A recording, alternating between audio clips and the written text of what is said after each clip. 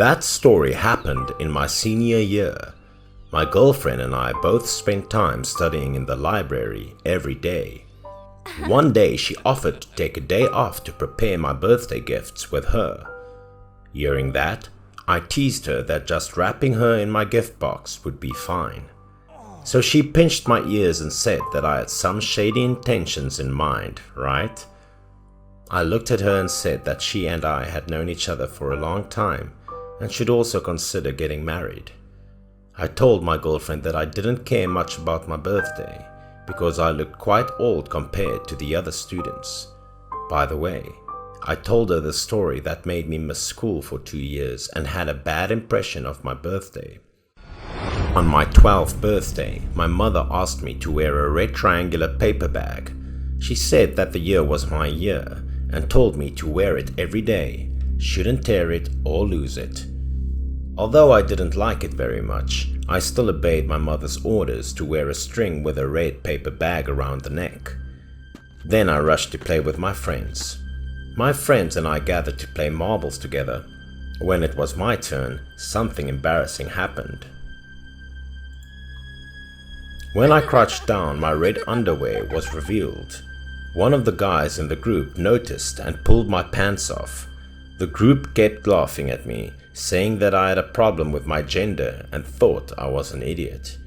I held at him that I wasn't an idiot and told them I wore red underwear because this year was my year and my mother made me wear it. At this time, another guy living next door to my house confirmed that my mother had given me a red amulet and the underwear was related to that amulet. So he teased me and begged me to show the amulet on my neck. A few other friends also came and said they wanted to see my amulet. So I took off the amulet chain around my neck. My friends had never seen such amulets, so they all found it very strange. By the way, I was also joking that this amulet could help see ghosts. Wow. But unexpectedly, they believed my lie to be true. They came closer and took a closer look. I was afraid that if my friend held it too hard, it would tear my amulet, so I quickly got it back. But he lunged forward to snatch the amulet from my hand. I showed an unpleasant attitude, saying that this was not for fun. If the amulet was broken, I would be scolded by my mother.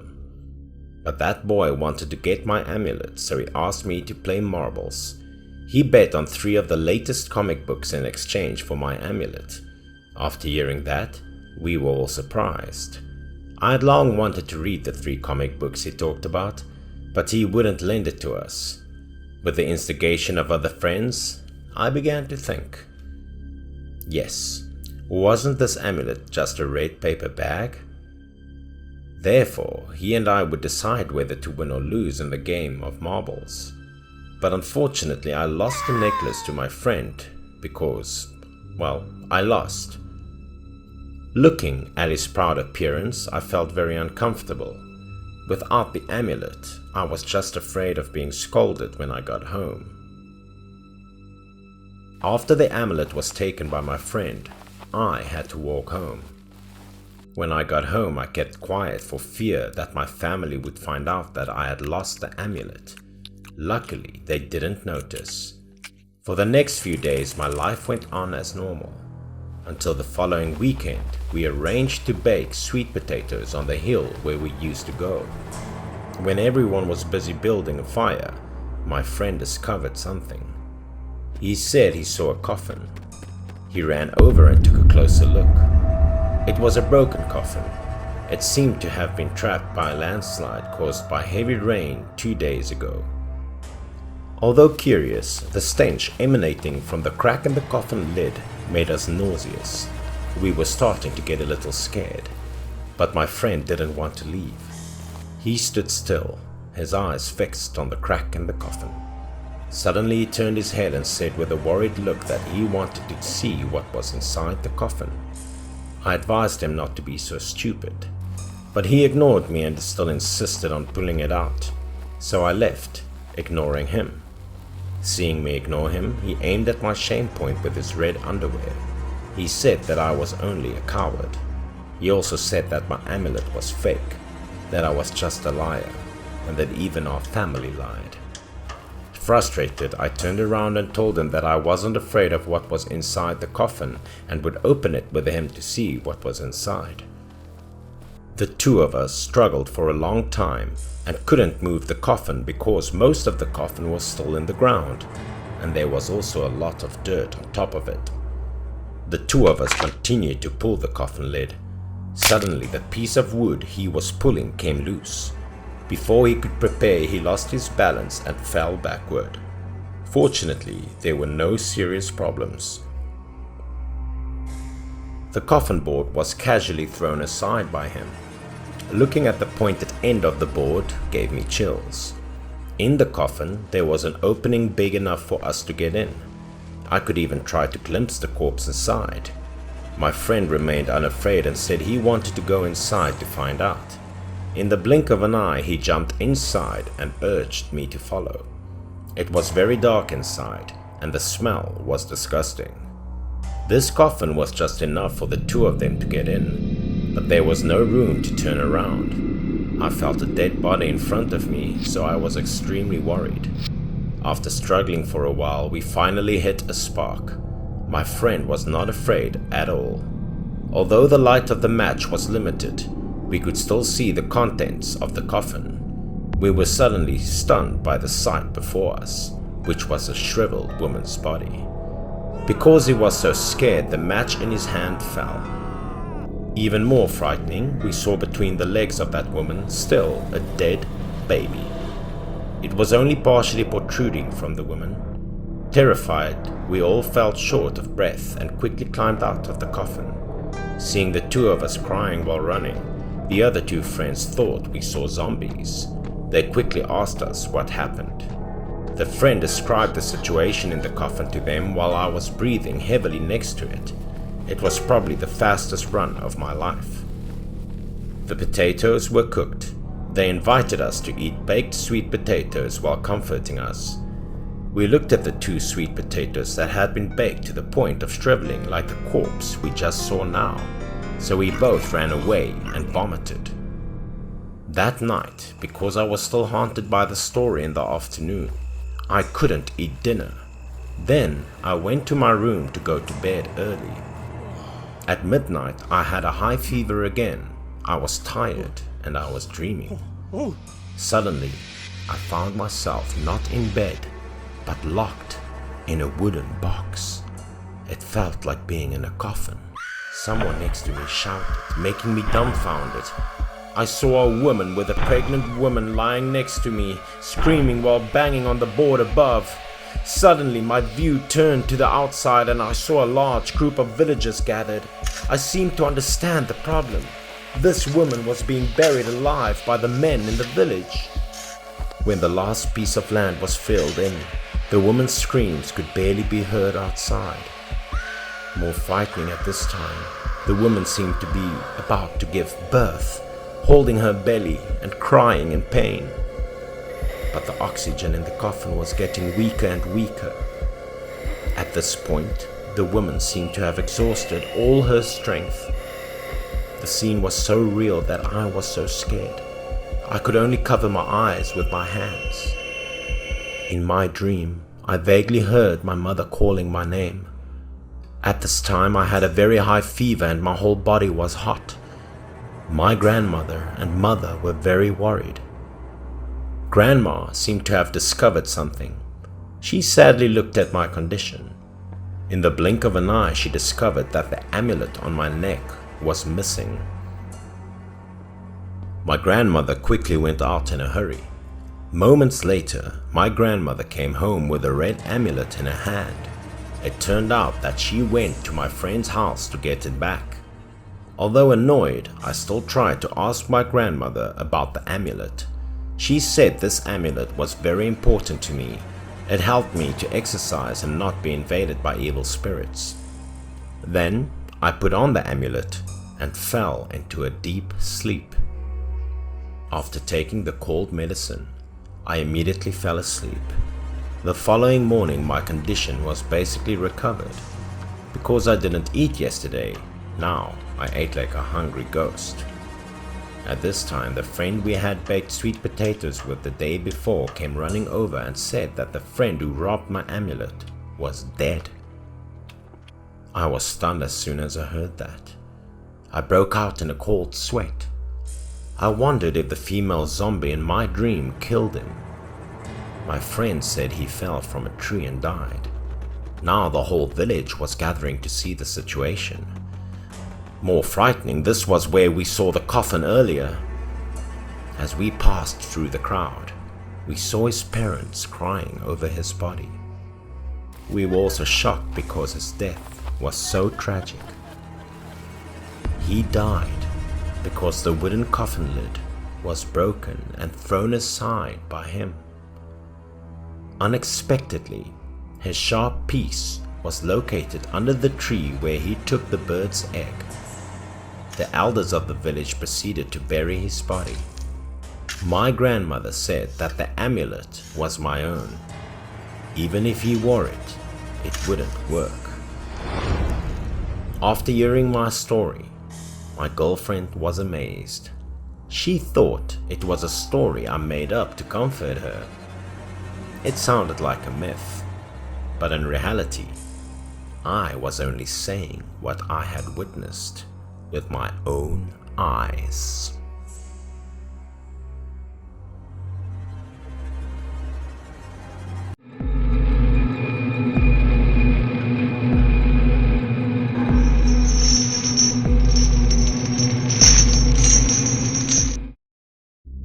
This is the story of Yun, who was a hobbyist at night fishing. As soon as he had time, Yun would immediately go fishing to relax because the studying was very stressful and the work schedule was hectic. Next to Yun's place, there was a big hydroelectric dam. There were a lot of fish, and it also was very quiet. Every week, Mr. Yun went there to night fish.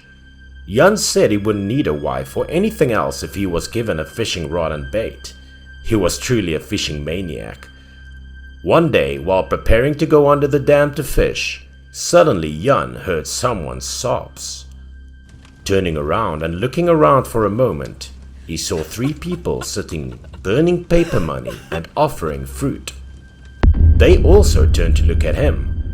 They must have wondered why people still came to this desolate place at this hour. They were crying furiously, looking very sad. Yun didn't know what was going on either. Yun was also a bit curious, but he thought he shouldn't care about other people's business like that.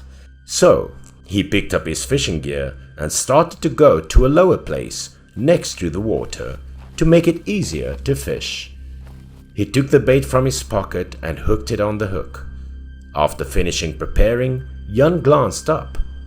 He saw that the 3 people from earlier had also packed up and started to leave. That day, the water surface was very smooth. A few hours had passed. Yun still hadn't caught any fish, but he was still patiently waiting. It was getting darker and darker, and now only Yun was there. That day was Yun's worst day of fishing, as more than 3 hours had passed without any fish, leaving him a bit depressed. Yun pulled out his phone from his pocket, intending to play some music to ease his boredom. But Yun still had no intention of going home because he was determined to catch 1 fish at least today.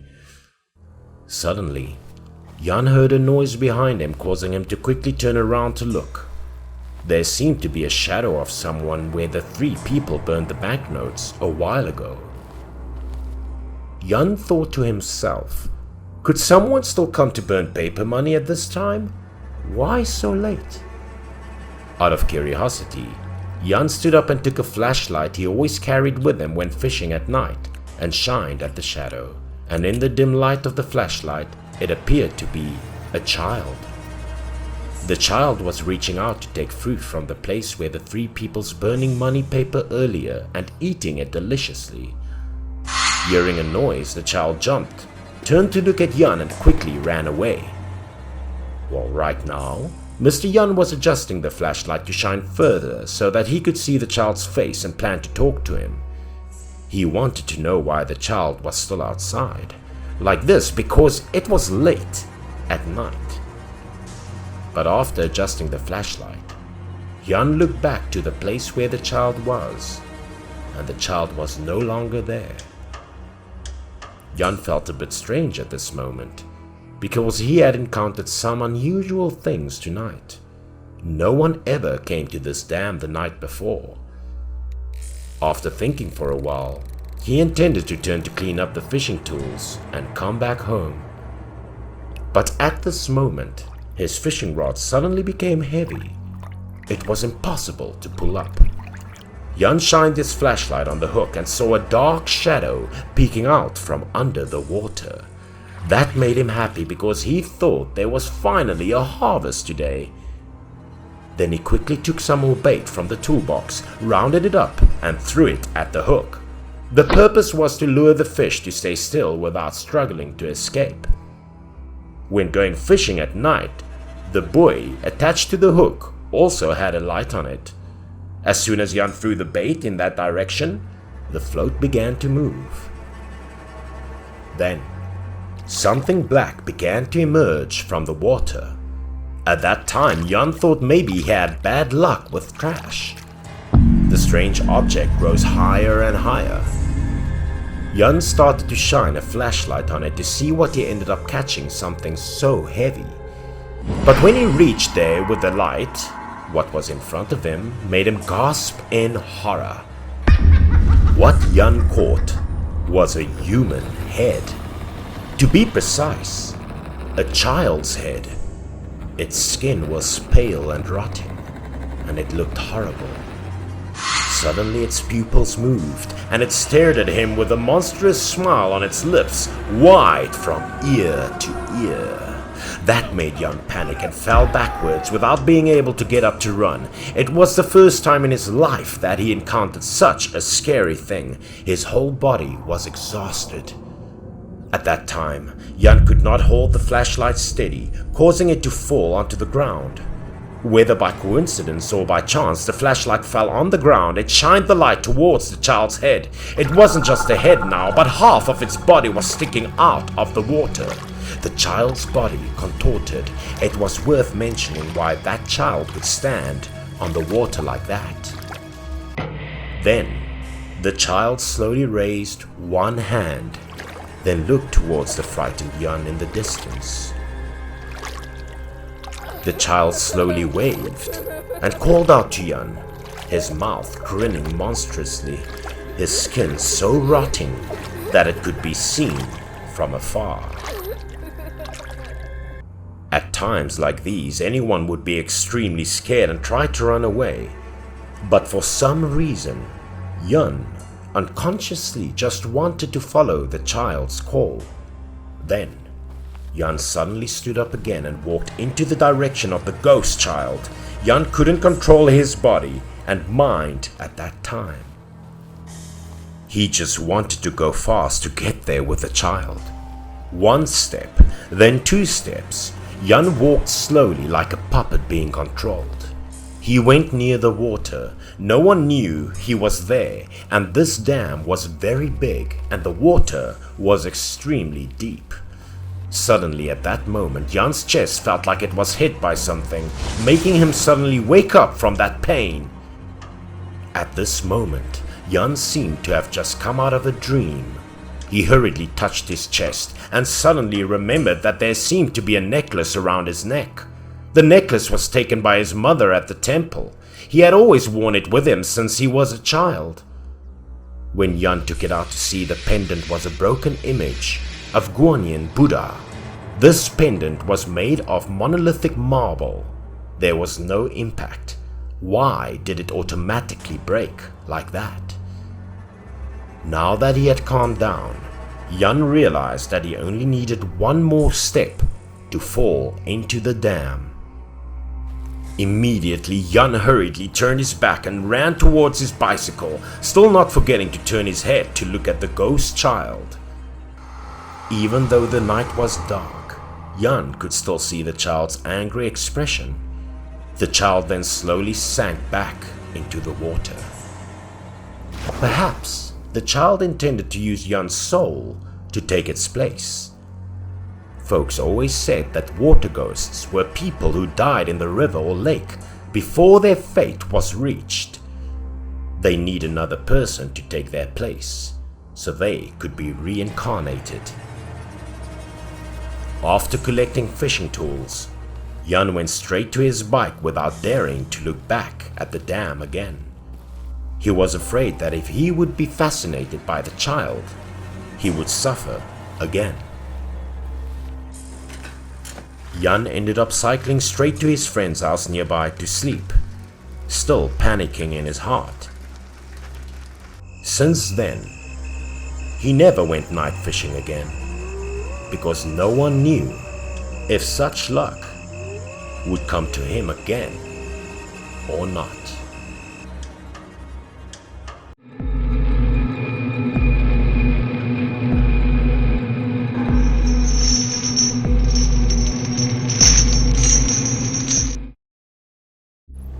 The story happened with my cousin Ken. That year, Ken dropped out of school early and drove a coal truck with his father. That night, there was my uncle and brother Ken and a few other colleagues. The group filled 2 large trucks with coal and started preparing to transport them. The trip was relatively long, so at midnight they started to depart. The trip was still going smoothly until down the pass. It was about 3 o'clock in the morning when suddenly my uncle and Ken's car had a problem.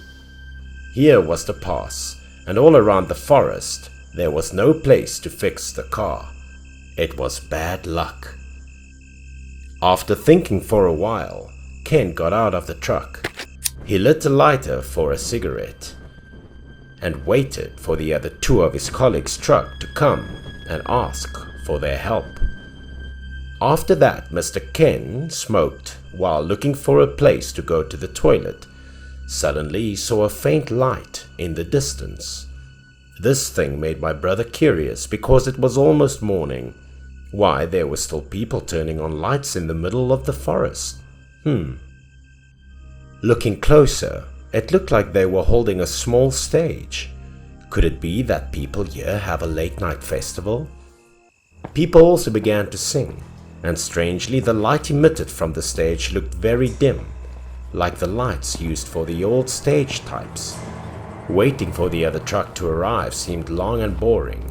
My cousin began to walk towards the stage, still holding a cigarette. When he arrived, he realized that the stage was very small. A few spectators were watching the show. Ken's appearance did not attract the attention of the guests sitting around, but the girl who sang Boy on stage seemed to keep an eye on him, glancing at him when he entered. Normally, my cousin didn't like this kind of singing, but somehow he found it very good and interesting that day. For a moment, Ken was also swept away by the performance and joined the applause of everyone present. What Ken found strange was why people organized singing at this late hour. But then something stranger started to happen. Suddenly the curtain on the stage seemed to be on fire.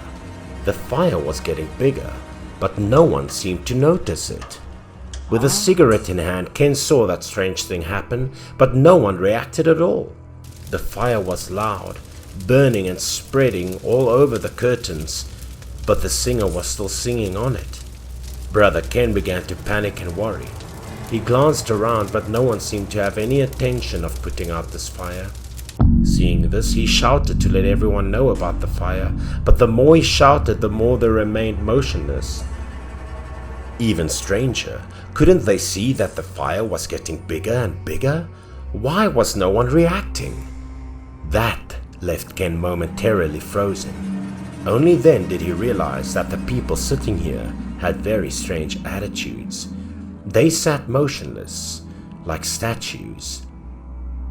Ken felt this to be a little creepy. But the fire that was burning up there was the big problem. Ken still tried to call everyone to put out the fire. Ken shouted louder to get attention. At this time, the audience suddenly reacted to Ken's noise and turned to stare at Ken. They looked very weird. Ken was so scared that he fell backwards, his eyes wide and mouth open, unable to speak. He glanced up at the stage, both of whom were performing on had also begun to burn with flames, but they were still singing. More frightening, the fire made their skin wrinkled and scorched, but they still calmly stood and sang. Their clothes were burned, even though the fire was slowly engulfing them. But the bigger the fire, the better they sang. My cousin told me that his legs were numb and he couldn't sit up when he tried at that time. So he tried to scream, hoping someone would hear and come to save him. The sound of footsteps woke him up and took his eyes off the stage. The scene at this time made Ken show extreme fear. He found himself surrounded by the audience who had been watching the song earlier. They were standing around him. Their eyes had no pupils, were white, and stared at him as if they wanted to eat him alive. The surrounding area was very quiet.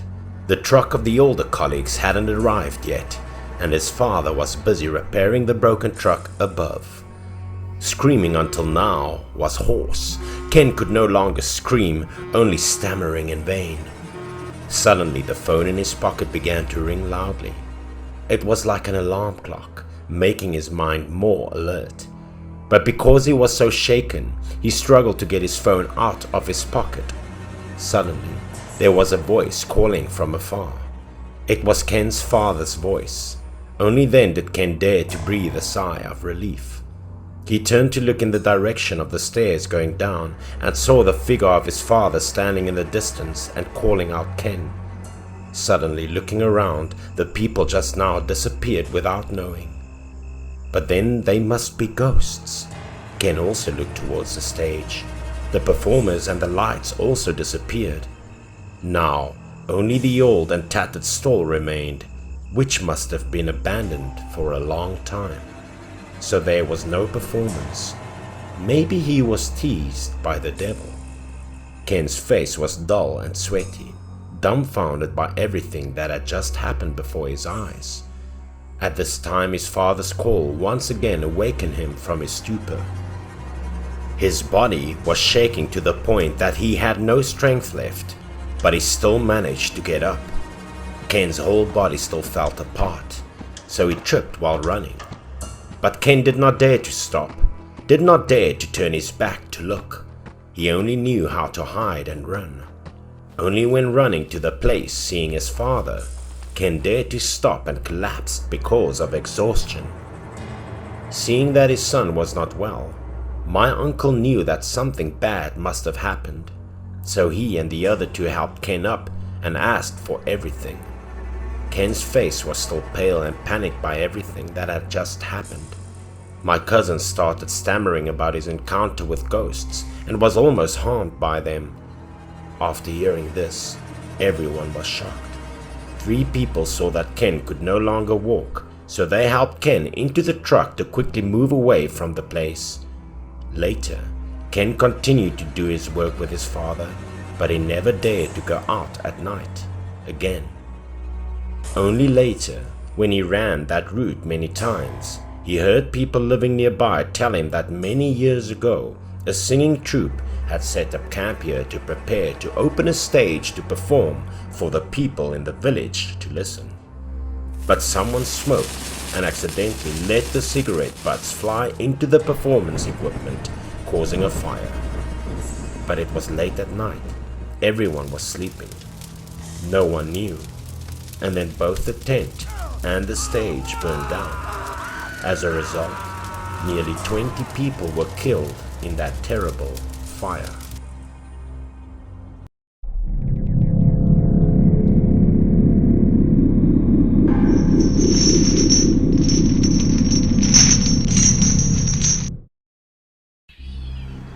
During my summer vacation that year, my parents allowed me to go to my grandmother's house to play, although my father stated that he would miss me greatly.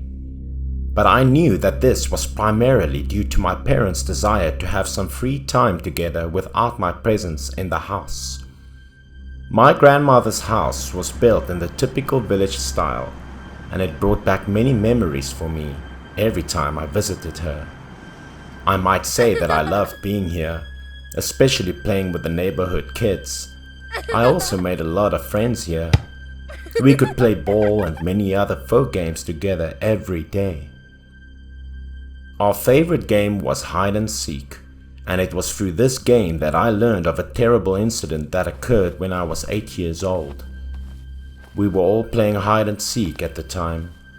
I was the first person in the seeking role, and other boys had been seeking for a spot to hide very carefully, which was quite difficult to discover. Toro was the first one I found in the haystack. He might have been too sluggish to get away, because where he hid was very near to me. Then I glanced around and realized there might be someone lurking behind the abandoned stage adjacent to the wall, an abandoned stage that very few people dared to approach. I was on my way there when Toro stopped me and warned me not to go since no one dared to hide there. That area was really scary. I assumed he was attempting to conceal the boys who were hiding there, so I disregarded him and walked onto the stage to begin looking. There was a tiny tunnel between the stage and the rear wall, and I expected someone to hide there when I arrived, but there was no one there, which disappointed me. And in the end, I was mistaken. There was nothing but a pile of rubbish right there. Hiding in this location might cause you respiratory diseases. "Don't look here, since no one dares to hide here." Toru came near the stage and ordered me to rush down since I couldn't locate anyone and had to listen to him. I didn't understand what happened before or why Toru was so concerned when he spotted me climbing there. I didn't trust him when he said the stage was haunted since I thought he was just trying to terrify me.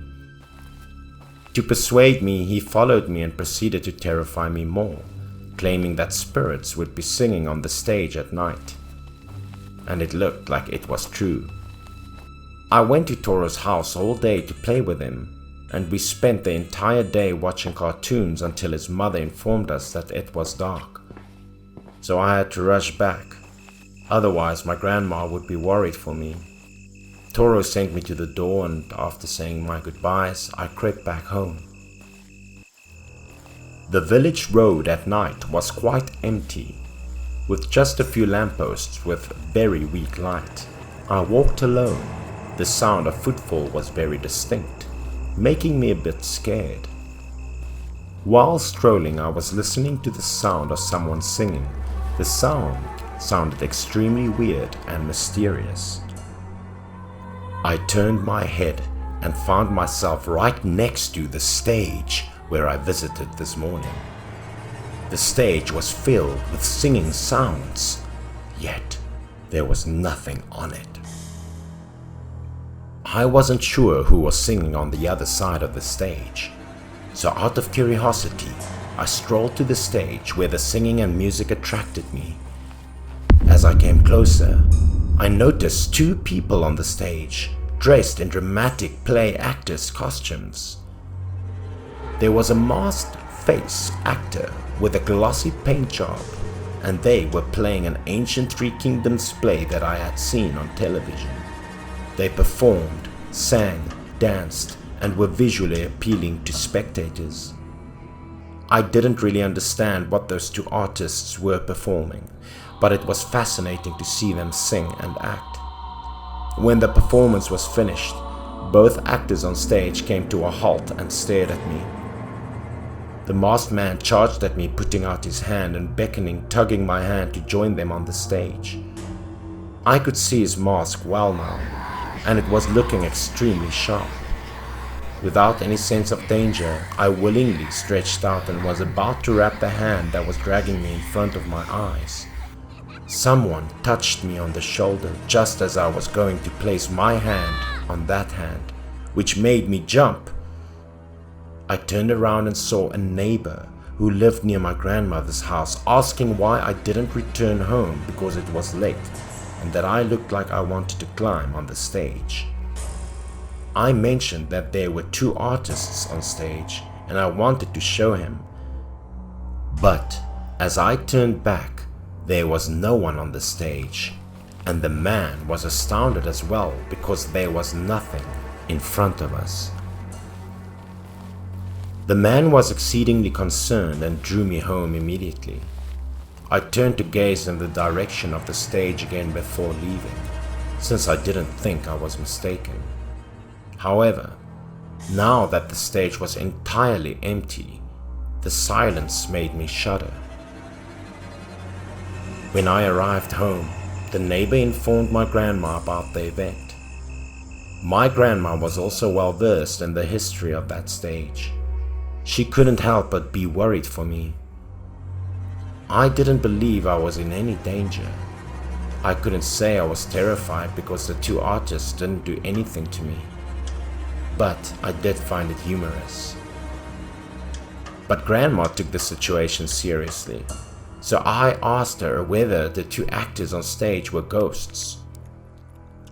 My grandma groaned and explained that in the countryside, people said that even if you were fortunate to survive, bad luck might strike at any time if you encountered those spirits.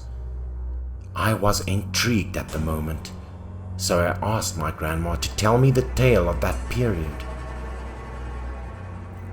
My grandma didn't think twice before telling me. That stage was there many years ago, and those 2 artists were also members of the local band. People always invited them to sing at New Year's Eve, weddings and funerals to express their condolences or share joy with the family.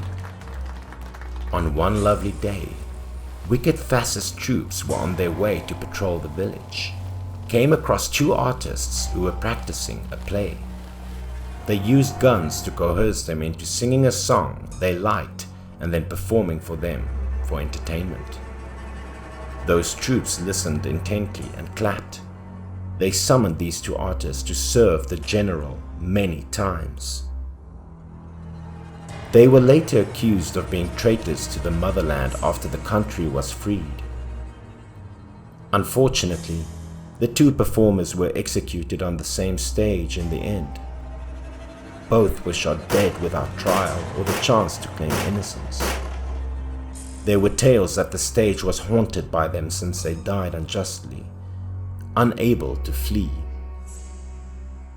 Many individuals in the hamlet would be in danger if they heard someone singing on stage late at night. Surely awful things would happen to them, and many individuals perished on the stage, some by hanging inside, some by swallowing poisons, and all were implicated in the deaths of those 2 performers.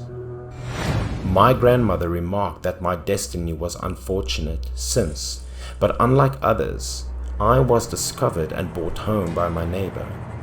Otherwise, I might have been in danger. I shattered my arm that year.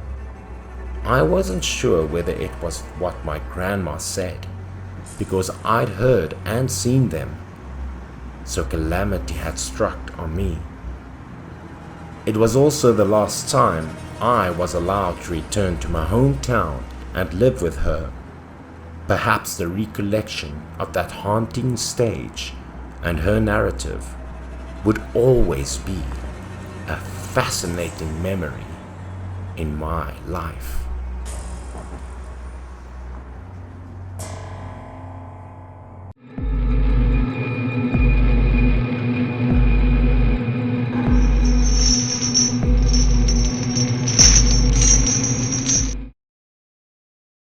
My father told me this story.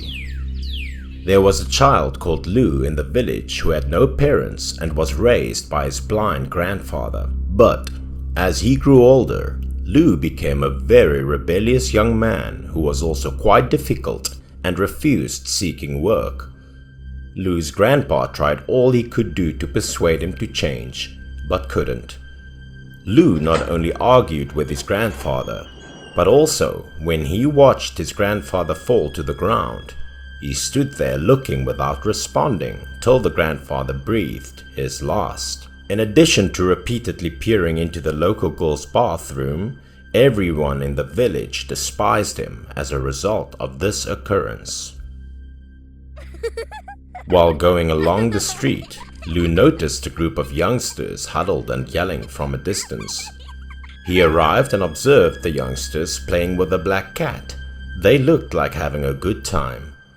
Lou had been parentless since he was a kid, and he grew up with a blind grandfather, so he despised it when those kids had fun. Lou rushed over and forcefully shoved the youngsters away. Lou snatched the black cat, and the cat could only battle fiercely with his legs, clinging to find a way out. "Give us the cat back!" a weeping kid demanded, and Lou just snatched the black cat, disregarding the children following him, and headed home. He pulled out a kitchen knife in the house after returning home. Perhaps Lou intended to slaughter this cat. The black cat truly dropped tears in her eyes, pleading eyes, as though hoping Lou would let her go. Lou was astounded as well, because it was the first time he had seen a cat weep. But he remained unmoved. Instead, he had a weird smirk on his face, and in a blink of an eye he swung a knife and slaughtered the cat. The black cat's life was ruthlessly ended by the knife in Lou's hand. Lou wasn't scared of the black cat's eyes.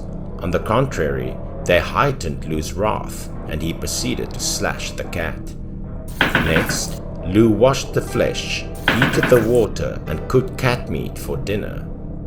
Lou heartlessly threw the black cat's skin that was no longer usable on the ground. Lou was happy with what he had done to the black cat after a full dinner, and he gradually fell asleep. Lou lay down on the comfortable bed and promptly fell asleep. In his dream, Lou felt his scalp was itching and scratched it. But it was unsatisfyingly clawing his head with one hand. Lou clasped his hands together and scratched his scalp ferociously. Lou wanted to let go of his hands as soon as he realized something was wrong, but both hands seemed to be stuck. Lou attempted everything he could to remove his hands, but his scalp was torn by himself, from the top of his head to the center of his brows, and in great agony extended from the head to the rest of his body. Lou couldn't stop himself, slowly tearing his skin from top of his head to his face, down to his chest, as anguish crept throughout his body. Lou couldn't stop until his upper body was covered in blood, at which time the cat's meow caused him to turn his head in horror.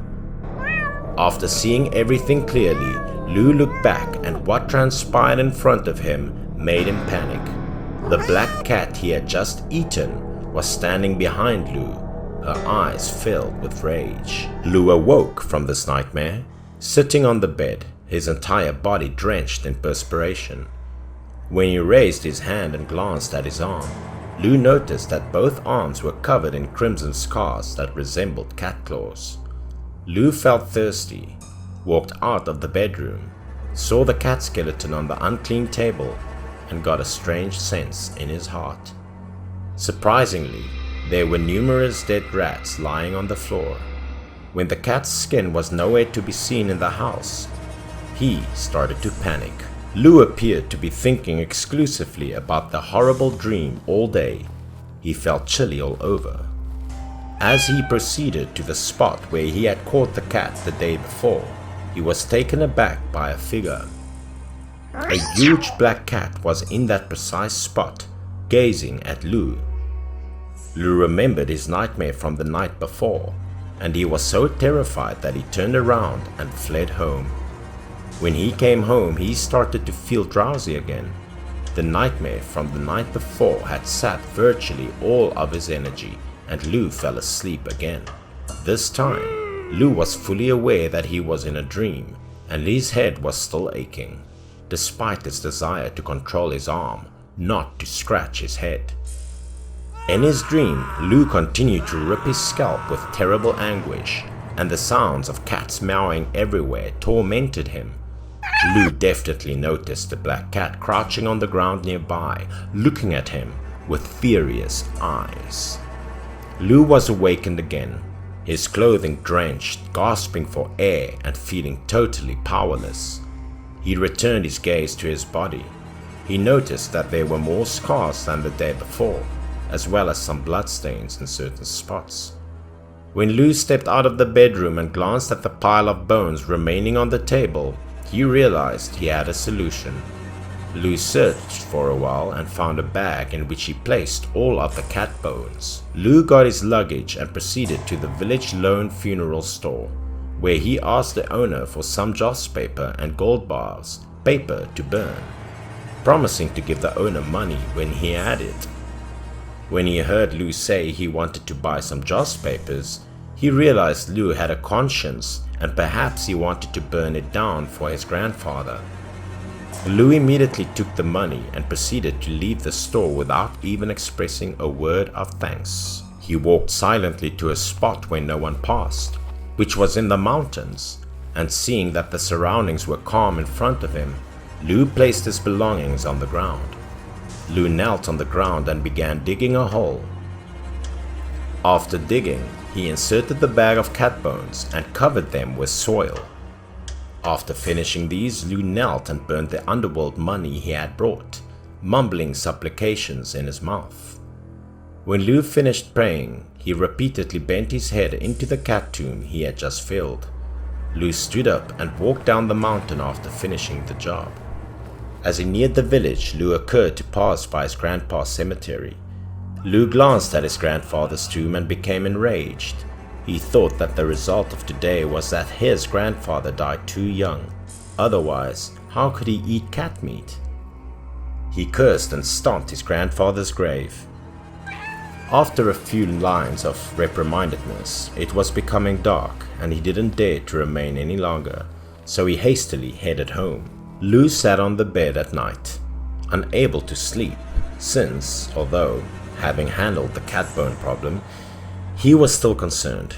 Finally, Lou couldn't fight back his tiredness and fell asleep without realizing it. He was woken up in the middle of the night because he needed to go to the bathroom. He found himself no longer having nightmares, which made him extremely pleased.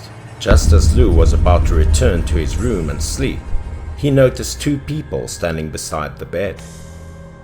Who is that? This dude's house is in shambles, so there's nothing to take. But as Lou arrived and saw those two, his face instantly became pale. His tone was no longer as powerful as before, and it turned out that these two guys were identical to him. They floated in the air, gently hovering like human skin lanterns. Their lips spat out a dead voice. Where are you? We were produced by your pride, envy, anger, sloth, greed, desire, and gluttony. The two of them were speaking while floating towards Lou, terrifying him to the point of wetting his pants. Lou stared at the two people floating in front of him. A look of terror emerged in his eyes, and he had a violent convulsion. Then a scream burst out from Lou's house. When the couple next door to Lou's house heard it, they hurried over to check what was happening. The elderly man next door came to Lou's door and started calling him. He knocked loudly, but no one responded. Without knowing what else to do, the man kicked the door open and burst in. Inside, Lou had foamed at the lips and collapsed to the ground, his hands covered in scars. A black cat's skin beside him. The old man pushed Lou onto the bed and pleaded with his wife to get a doctor in the village ASAP. The doctor arrived 30 minutes later. Following a thorough examination, the doctor determined that Lou was disease-free. He then said his goodbyes to the old man and left. The old man looked at Lou and felt terrible for him, knowing that Lou grew up rebellious because he had no parents and had been hurt a lot since he was a youngster. When Lou awoke in the morning and opened his eyes to find the old man smiling at him, he fell into tears, realizing that someone cared about him. Lou's heart was affected, and he felt terribly remorseful in his heart as he reflected on what he had done previously and what had transpired in the previous few days, making him full of regret. Lou has changed for the better since then, and he now appeared to be a new guy.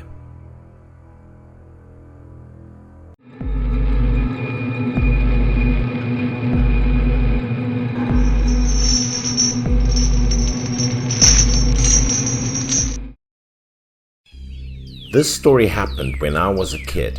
At that time, my father was busy on business, so he was rarely at home.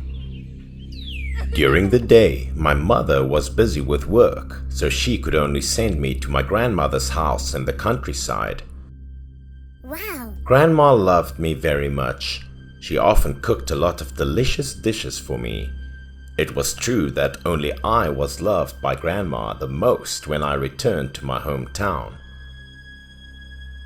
Mom saw that I was used to this place, so she told my grandmother that she would send me here to play for a while. My mother thought my grandmother would be annoyed, but no, she was extremely happy about it. My grandma even said that she could let me stay with her forever. That night, my mother arranged the place to sleep and prepared some necessary things for me when I was here. Before going to bed, my mother asked me if I wanted to go to the bathroom. My mother said that she wouldn't take me to the toilet if I wanted to go at midnight because the toilet was not in the house here. Hearing that, I immediately understood what my mother meant, that she was afraid of ghosts, so she wanted me to go with her. I laughed and teased her that she was so old but still afraid of ghosts. So my mother gave me a strong knock on my head, causing my head to swell with a huge lump. I reluctantly took my mother out to the toilet. It was true that space here was very dark and lonely, quite scary. Because there was no need to go to the bathroom, I waited outside for my mother. Suddenly the air turned cold. The night was dark. The shadow of the trees outside was like a shadow of a person. It looked very ghostly under the moonlight. My eyes just looked around in boredom, and I was quickly attracted to a black shadow. To see clearly, I took a few steps closer. The shadow looked like a person, but it was also quite strange because the neck of the black shadow was long and very weird. So I judged that it must be a tree or a stone pillar. With this in mind, I was curious to see what exactly it was. To my surprise, that shadow moved on its own. Exactly the head of the shadow moved automatically. I paused for a moment, my heart beating faster, and wondered what the hell was that shadow. Was there a ghost? I suddenly stopped and dared not to move forward, so I mustered up the courage to ask if anyone was there. At this moment, a black shadow suddenly appeared and moved slowly in front of me. I froze, held my breath, and asked who it was. The space was quite dark now, so I couldn't see the person's face. The person suddenly stopped and made a humming sound in his throat, sounding like he was trying to say something but couldn't. At this point, I felt so scared that I couldn't even move my legs. Suddenly, I felt the footsteps of that person moving. The shadow once again moved towards me. My eyes widened and the figure of the person slowly appeared behind the wall. I would never forget his face in my life. It was a face full of folds and the skin was mushy like a lump of mud, which could fall off at any moment. The scariest part was his very long neck that made him look very tall and thin like a rotten tree. He groaned as he walked, waving his thin arms as if trying to catch me. With all my might, I ran away, literally being chased by ghosts. At this point, my mother just came out of the toilet and I bumped into her. My mother seemed a little worried seeing me like this. She asked me what happened. I just saw the Bugaboo. I stammered nervously and pointed in that direction. Hearing that, my mother also expressed fear. She immediately pulled me into the house. Because my mother and I made a lot of noise, Grandma came out from the inner room and asked us what happened. My mother was scared and said I just saw a ghost outside. I wanted to explain that it wasn't a ghost, it was a Bugaboo, because that guy looked a lot like the Bugaboo movies I had seen. Hearing that, my grandmother reassured me. She asked me to tell her in detail what I saw. I told my grandmother about the location where I met it, right behind the garden, near the toilet. After hearing that, Grandma's face suddenly darkened. She asked me if I had communicated with that Bugaboo.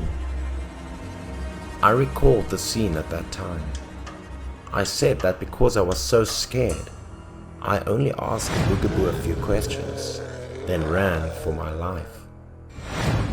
When I told my story earlier, my mother scolded me a little for daring to stop and talk to that Bugaboo.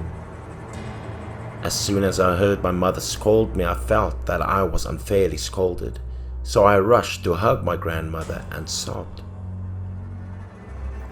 Then Grandma dragged my mother out, and the two talked for a while about the incident. Then my mother took me to the bedroom early.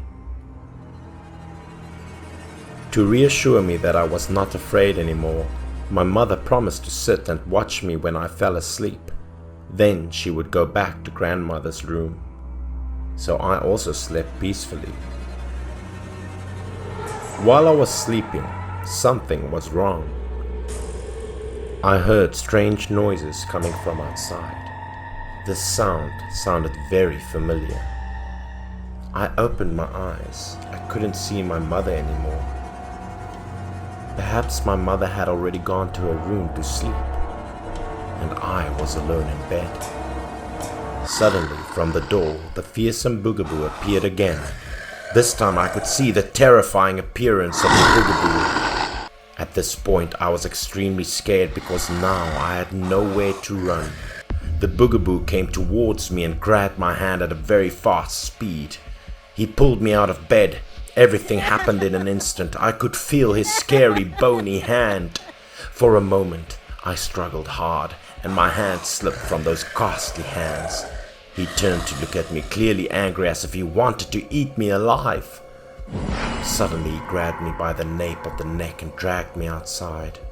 I struggled with all my might, but couldn't resist him. Suddenly, there was the sound of breaking bowls. I didn't know where the sound was coming from. There was no direction, but it seemed to be from all around. He seemed to be very afraid of the sound, and his wrists began to loosen. Then he became scared, in pain. His whole body was shaking. Then he immediately ran out to escape. I felt like I'm going to stop breathing now. The strength of his arm was too tight. When I regained consciousness, I burst into tears and called out to my grandmother and mother. When my grandmother and mother ran in, they said it was all a dream. I just had a nightmare. Because I was still scared, I hugged my mother tightly and cried for a long time. My mother reassured me that maybe it was because I was obsessed with that Bugaboo, so I had such a nightmare. Then my mother hugged me and went to my grandmother's room to sleep with me, so I wouldn't be afraid. But at that moment, I discovered something that made me feel puzzled. I saw a lot of broken bowls on the ground. That night, when I slept with my mother and my grandma, I had no more nightmares. As for the broken bowls on the ground, my mother later explained it to me. It turned out that the sound of broken bowls could ward off evil spirits, and that night Grandma had a few bowls that she couldn't use, so she took out a dozen bowls from the cupboard and threw them all away. The effect was obvious. I still didn't forget the scene where the Bugaboo grabbed his head and ran out of my room. However, there was still an unanswered question as to why the Bugaboo had such a long neck. Until one day, I heard my grandma say that the Bugaboo that haunted me that day was a ghost that resided at the end of the village. When the ghost was alive, he used to be a child kidnapper. Later, because of debt and his wife left him, he hanged himself.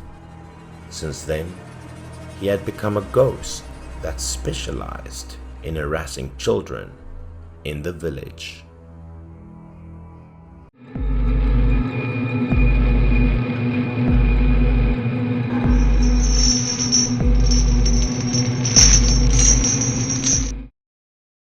This story happened to Jiro 3 years ago. At that time, he worked for a plastic manufacturing company near his house. However, Jiro's company changed its working location, moving to the suburbs, more than 20 kilometers from his home. That caused a lot of inconvenience in Jiro's travels. And Jiro came up with a good idea. He signed up as a driver and took passengers along the way. That helped Jiro have more income, enough to take care of gas. That day, although he got off work a bit late, he was still not worried because the customer had booked an appointment in advance, and both also gave a suitable time frame. As soon as he got to the car, Jiro's phone rang loudly. He opened his phone and saw that it was his customer's phone number. After answering a few questions, Jiro hurriedly got into the car and left the company at more than 10 o'clock at night. That day, Jiro had about 3 guests who needed a ride. And Jiro also ran a few laps to bring the other 2 guests to the place. The last guest met Jiro at a restaurant and went back the same way as he did.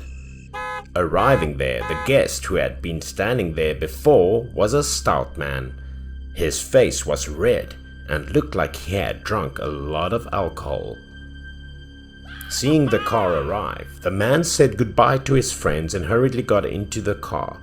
It seemed that the man had gone to a colleague's birthday party. After the man stepped into the car, the strong smell of alcohol covered the inside of the car, making Jiro frown uncomfortably. But because Jiro received the guest, Jiro had to endure it. He could only tell the man not to vomit in his car. The guest was too drunk. He also smiled and answered roughly to Jiro. The wheelchair rolled. Jiro just wanted to run fast to get home quickly. The road was almost uninhabited and also very dark. Suddenly Jiro heard strange sounds coming from the back seat. Before he could speak to ask, Jiro saw the man's miserable expression. He seemed to want to vomit.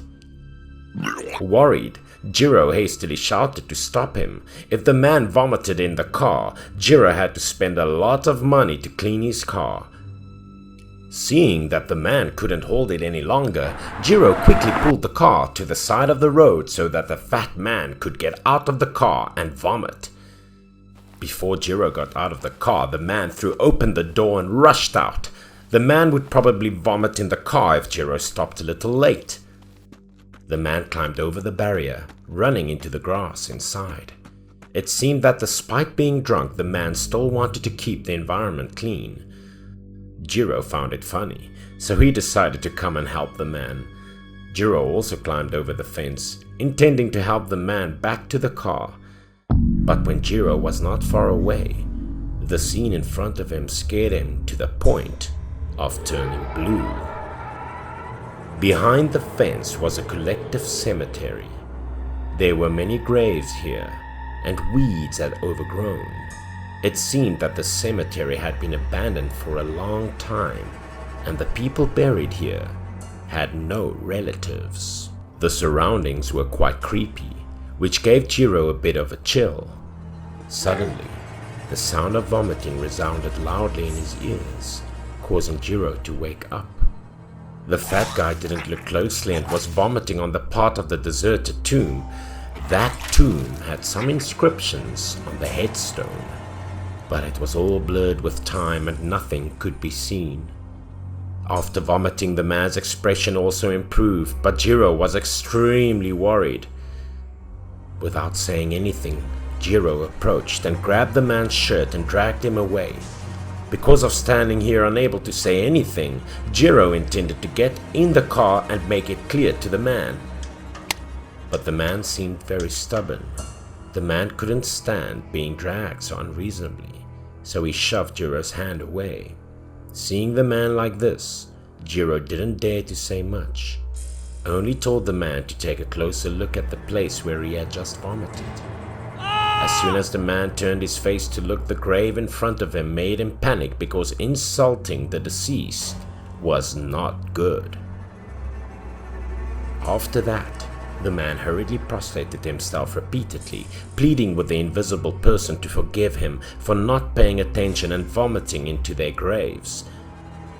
After a while of bowing, the fat man hurriedly turned away with a worried expression that scared Jiro too. Jiro glanced at the grave one last time and then hurried after the man. The atmosphere here was chilling. The two got into the car and were extremely silent. The road was quiet, without anyone, and it was more than half an hour before they would reach the city. The fog was suddenly thick, obstructing vision, so Jiro had to slow down to observe the road. But the strange thing was that the man sitting in the back was silent. He didn't make a sound. This thing worried Jiro, so he turned his eyes back to talk to the man. But bad things happened. The man suddenly trembled. Blood from his mouth drenched his chest. His eyes rolled back, looking very scary. Seeing that the situation was not good, Jiro quickly braked the car and ran to the back to check the situation. Jiro was afraid that the man was relapsing from a disease that Jiro didn't know about.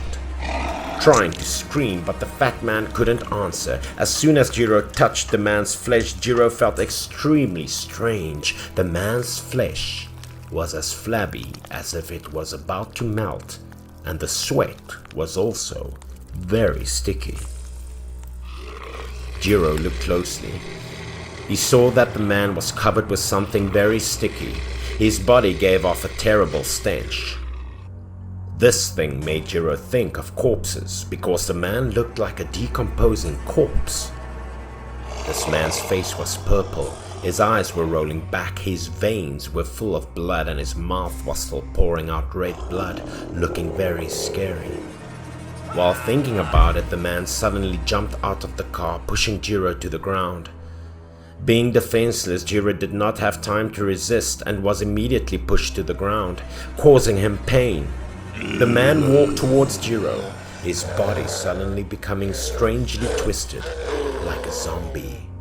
Thinking the man would rush over and do something to Jiro, he covered his face with his hand.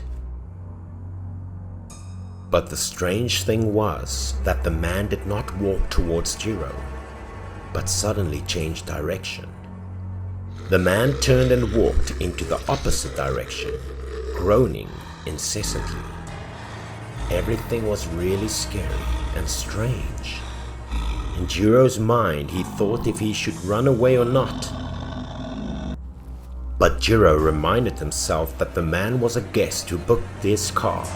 If something happened to the man and Jiro left, Jiro would inevitably be implicated. After thinking that, Jiro went to the car and took out some things. These were the anti-evil items that Jiro always carried with him when traveling long distances.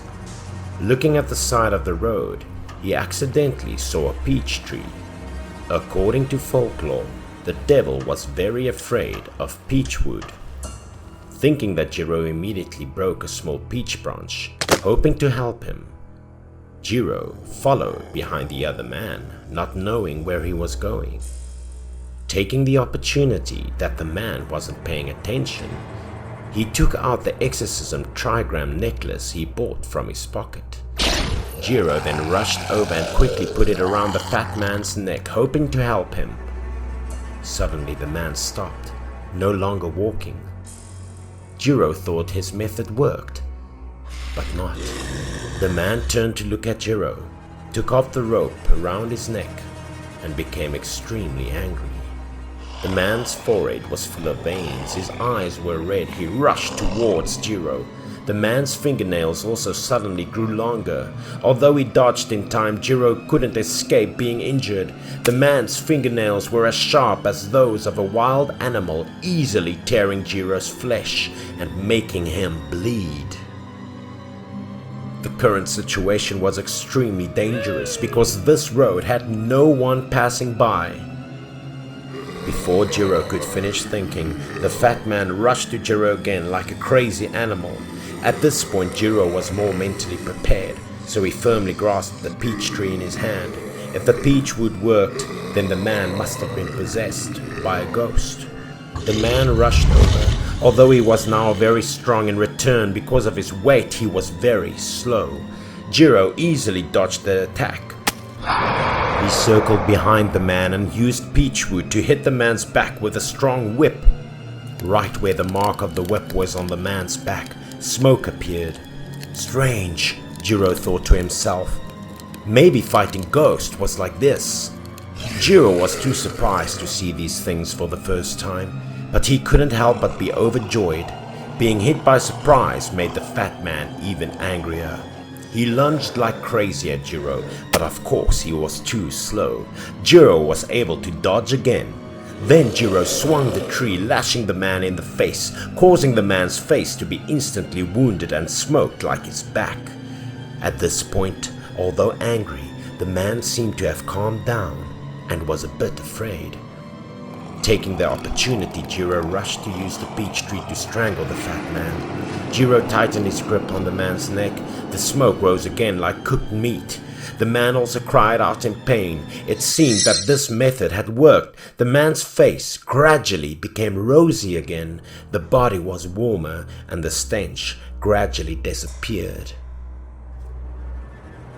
Seeing that, Jiro quickly let go of the wooden tree, afraid that a long squeeze would kill the man.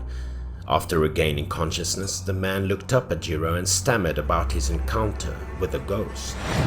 The man said that not long after the car drove, suddenly a woman appeared in the car sitting next to him. The girl's mouth kept muttering to the man to come back to her house. The man was too scared to scream, intending to call Jiro. But before he could scream, the girl turned to look at him with red eyes, purple, cracked skin. Very scary. As soon as the man shouted, he couldn't remember anything after that. Just know that he had followed the girl a very long way, but he did not know where he was going. Then the man felt his head throbbing, like someone hit him, then opened his eyes and saw Jiro in front of him. Hearing the story, Jiro knew for sure that it was related to the deserted tomb. The two quickly ran to the car and drove as fast as they could back to the city. Sometime later, Jiro never took that road again. He chose a different route, a little further, but with more traffic. This story was the scariest thing in his life.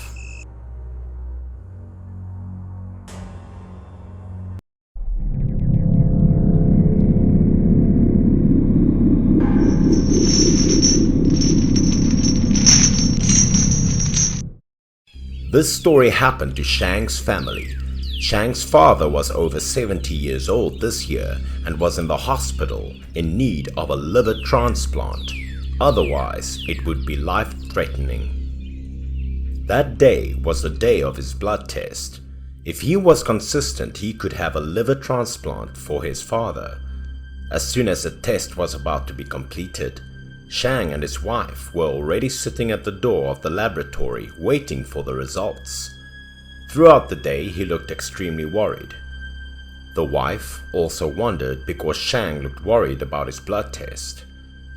Seeing that the wife also tried to comfort and reassure Shang, What Shang was even more worried about was whether his father, when he knew the test results, would be able to withstand the shock or not. The more he thought about it, the sadder he became. The wife was surprised, asking if he was hiding something without telling her, right? Seeing his wife asking, he didn't want to hide it anymore. What Shang was worried about was that he was not his father's biological child.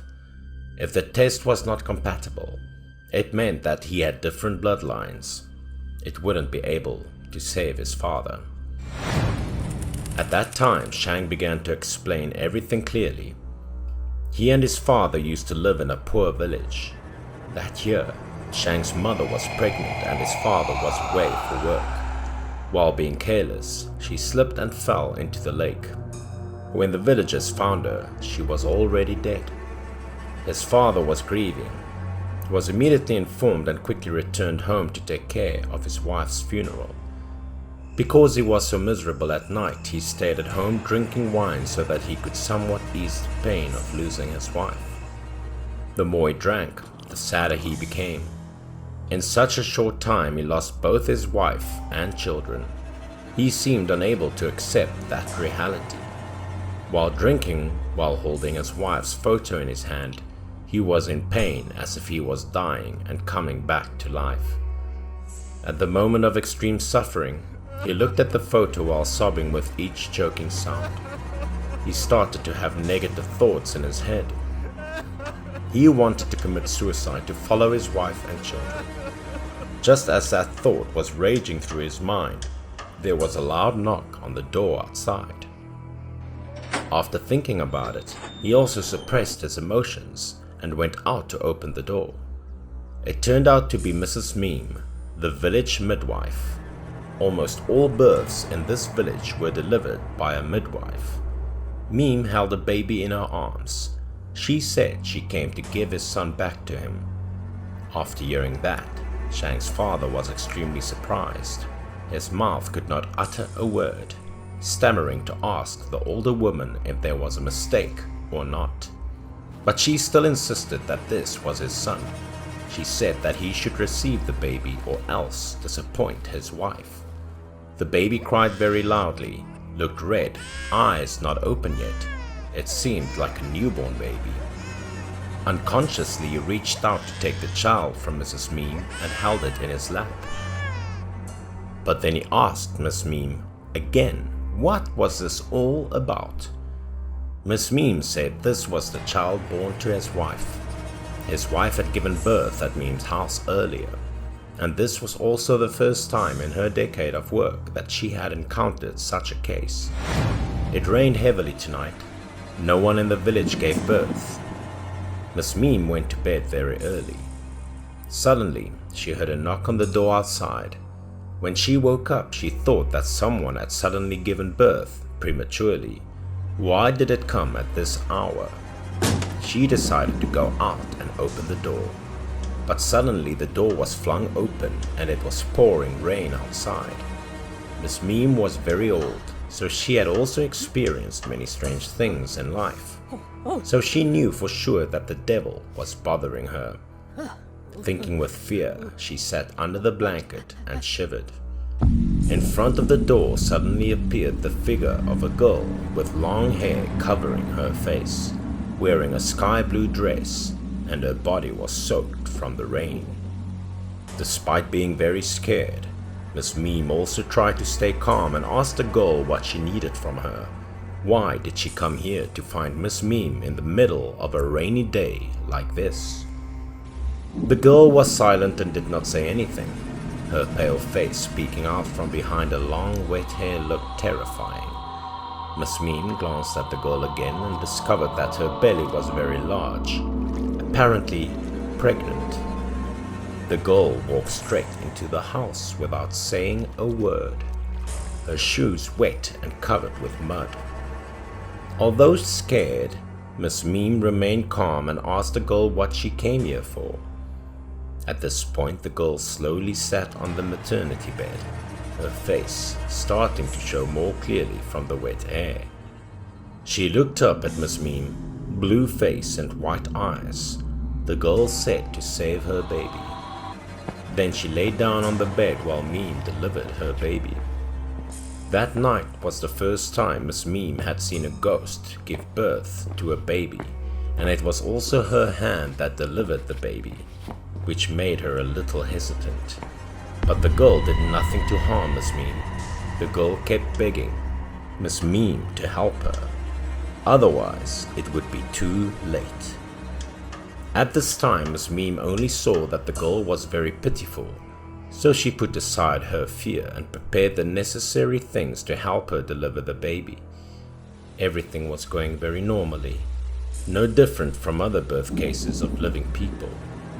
After a while of struggling, the baby's voice rang out in the dark, a healthy and completely normal baby boy. The newborn baby cried very loudly. Now looking at the baby, Miss Meme forgot all the initial worries. At this time, Shang's mother did not say anything. She just lay there and looked at her son one last time, because she knew that this life was not destined to be with her child. Miss Meme rushed to get a warm blanket to cover the baby, afraid that the baby would get cold in the rain like this.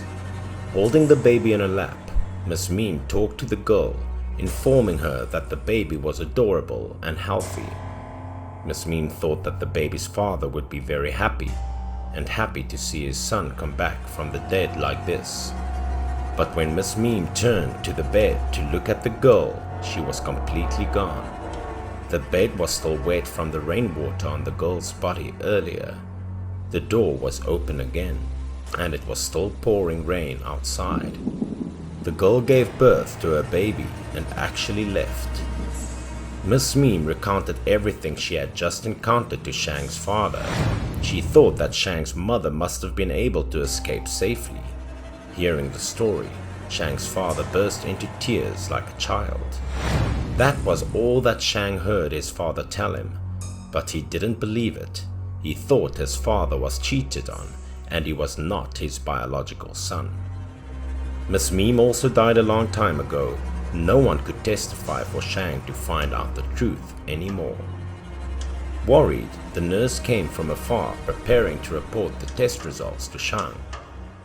The nurse said that the results were compatible and asked him to follow her to prepare for admission and liver transplant.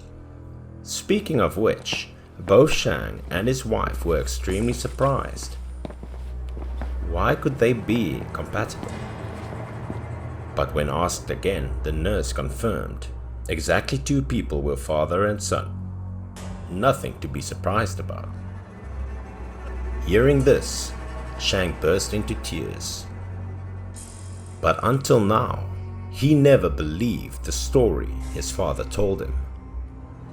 After that, the surgery went smoothly. Shang's father also gradually recovered. Seeing his father healthy, Shang was very happy. Up until now, he had always thought of himself as his father's adopted son. Shang didn't expect that he was born in such thrilling circumstances.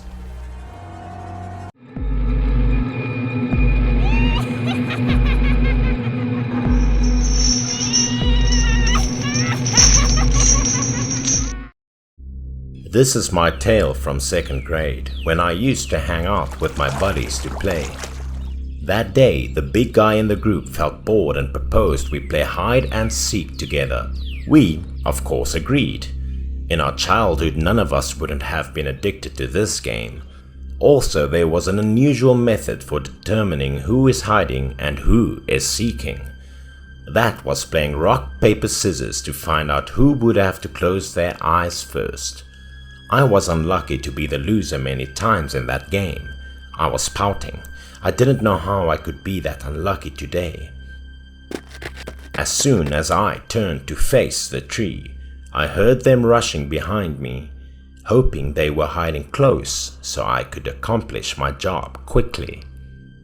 That was okay, even though I was the one who was punished. When I went seeking for them, I felt like a skilled detective. So being the seeker wasn't that terrible. I began counting from 1 to 10 to allow them to locate a spot to hide. I was pretty confident in this game. I spotted the fat guy in a few minutes. His enormous butt could not be hidden from me, and I swiftly caught him. All he could do was to poke his head out and laugh. I enjoyed playing with them since they were always extremely happy and never made me sad. I kept looking for the mushroom-headed guy, but there was a figure hiding behind the tree. Made me think it was him. I winked at the fat guy and told him to be quiet, then came and surprised the mushroom-head guy. I tiptoed, made a little and gentle steps closer to that black shadow. I wanted to scare him a bit to make him scream. I couldn't see the shadow's face well because of the big rock and the bush around. I placed a hand on the mushroom-headed guy's shoulder, but then I began to question, why did this guy have long hair? Was I mistaken? Before I could finish thinking, the individual turned to stare at me. A horror face shone up. It was an elderly woman with tangled hair, big eyes, and a huge mouth with barely a few teeth remaining. I was terrified, so I backed away and held. But she didn't seem to notice my reaction, and instead approached me and pulled out a bowl with a few filthy cakes inside, always calling me son. That scared the hell out of me even more, so I pushed the hands away and fled. The fat guy was scared too. He abandoned me and ran first. He was more scared than me. What a coward. Halfway through the run, the mushroom-headed guy rushed out of the bush and started laughing at us, calling us cowards. According to him, she was simply a crazy woman living on the outskirts of the woods, and there was nothing to be that scared about. Then I turned to look at her again. She was really a lunatic. She smiled at me and waved her hands to call me back to eat cakes. After being taunted by the mushroom head, I felt shame, so I blamed on that insane old woman and began cursing her. We then picked up stones from the ground and hurled them at her, expressing our rage for being branded cowards earlier. Finally, we teased her with nasty remarks. We drew back once we had satisfied our enjoyment, leaving her on the ground and injured all over. Her expression was sorrowful. People said that her husband and child had both died. The shock had left her mentally unsettled, driving her insane till now. And at the time I had no idea that the vandalism had resulted in a remarkable conclusion with me nearly losing my life. I returned home after a hard outing to have dinner with my family. I was too exhausted, so I ate a lot. My father was curious about what I did today because my clothes were all muddied. I had no intention of concealing anything to my father, so I told him how I met the strange woman in the woods and teased her a little. As soon as I finished, my father paused briefly. He was silent for a few moments, and then simply ordered me not to do anything to her again and to keep away from her. Because my father didn't chastise me, I just let it go afterward and kept eating without recalling what he just told me. Something weird happened to me that night. I closed my eyes for a while and fell asleep since I was too weary from playing during the day. I had just had a brief snooze when I noticed the temperature in the room steadily dropping, making me incredibly chill, as if I were in a fridge. Despite the fact that my eyes were still closed and dreamy, I had the impression that someone was staring at me from outside the window. Then, as though someone was hanging to the door, hands clutching to the glass began to emerge. In my ears, the creaking noises of crawling on the glass began to sound like whispering. The sound was clearer and clearer, sounded like that thing was moving closer to me. My eyes were so heavy that I couldn't open them, but I could feel it. Then I tried to open my eyes a little so I could peek out the window and see what was going on. Those handprints had made their way into my room. It crept up behind me, climbing over the table I placed beside the windows, leaving little handprints as black as coal all over the window and table. I panicked. I was ready to scream, and when I realized my body was immobile, rigid enough that I couldn't move, as a result, I just lay down there watching the handprints slowly creep towards me, onto the bed and all over my body. My heart hammering like it was about to burst, but there was nothing I could do. I could feel it, that monster slithering behind me on the empty space. A shiver went down my spine. My body remained motionless, but the object was crawling into my blanket and moving closer to my face. At the moment, all I wanted to do was scream loudly so that my parents could hear and rush to my aid, but there was no way to assist me in opening my mouth. All of a sudden, my body felt relaxed, as if I had broken down a barrier, and I felt like I could move. Before I could celebrate or scream, I saw it. A baby with a very big figure and blood-red eyes filled with rage that had been crawling on my bed. I felt like spirited away as soon as I saw it. I was so terrified that I couldn't flee or scream anymore. I began to feel empty, as if my head was floating in the clouds. I couldn't recall anything anymore. The next morning, I woke up with a high fever that wouldn't go away. A doctor from the village came to check me. He didn't say anything about the disease after witnessing it, but simply scowled and frowned. He seemed to understand why I became so ill. Then he turned to face my parents and inquire whether I'd experienced anything unusual or met someone unusual recently. He believed I was haunted. When my parents heard this, they both glanced at each other as though they recalled me making fun of the insane old woman the day before. My mother didn't mention how I had been cured after. She simply informed me that the year my family went to see that old mad woman together with the doctor, I was finally back to normal. And since then, neither I nor the other youngsters in the hamlet dared to hang out and play hide and seek anymore.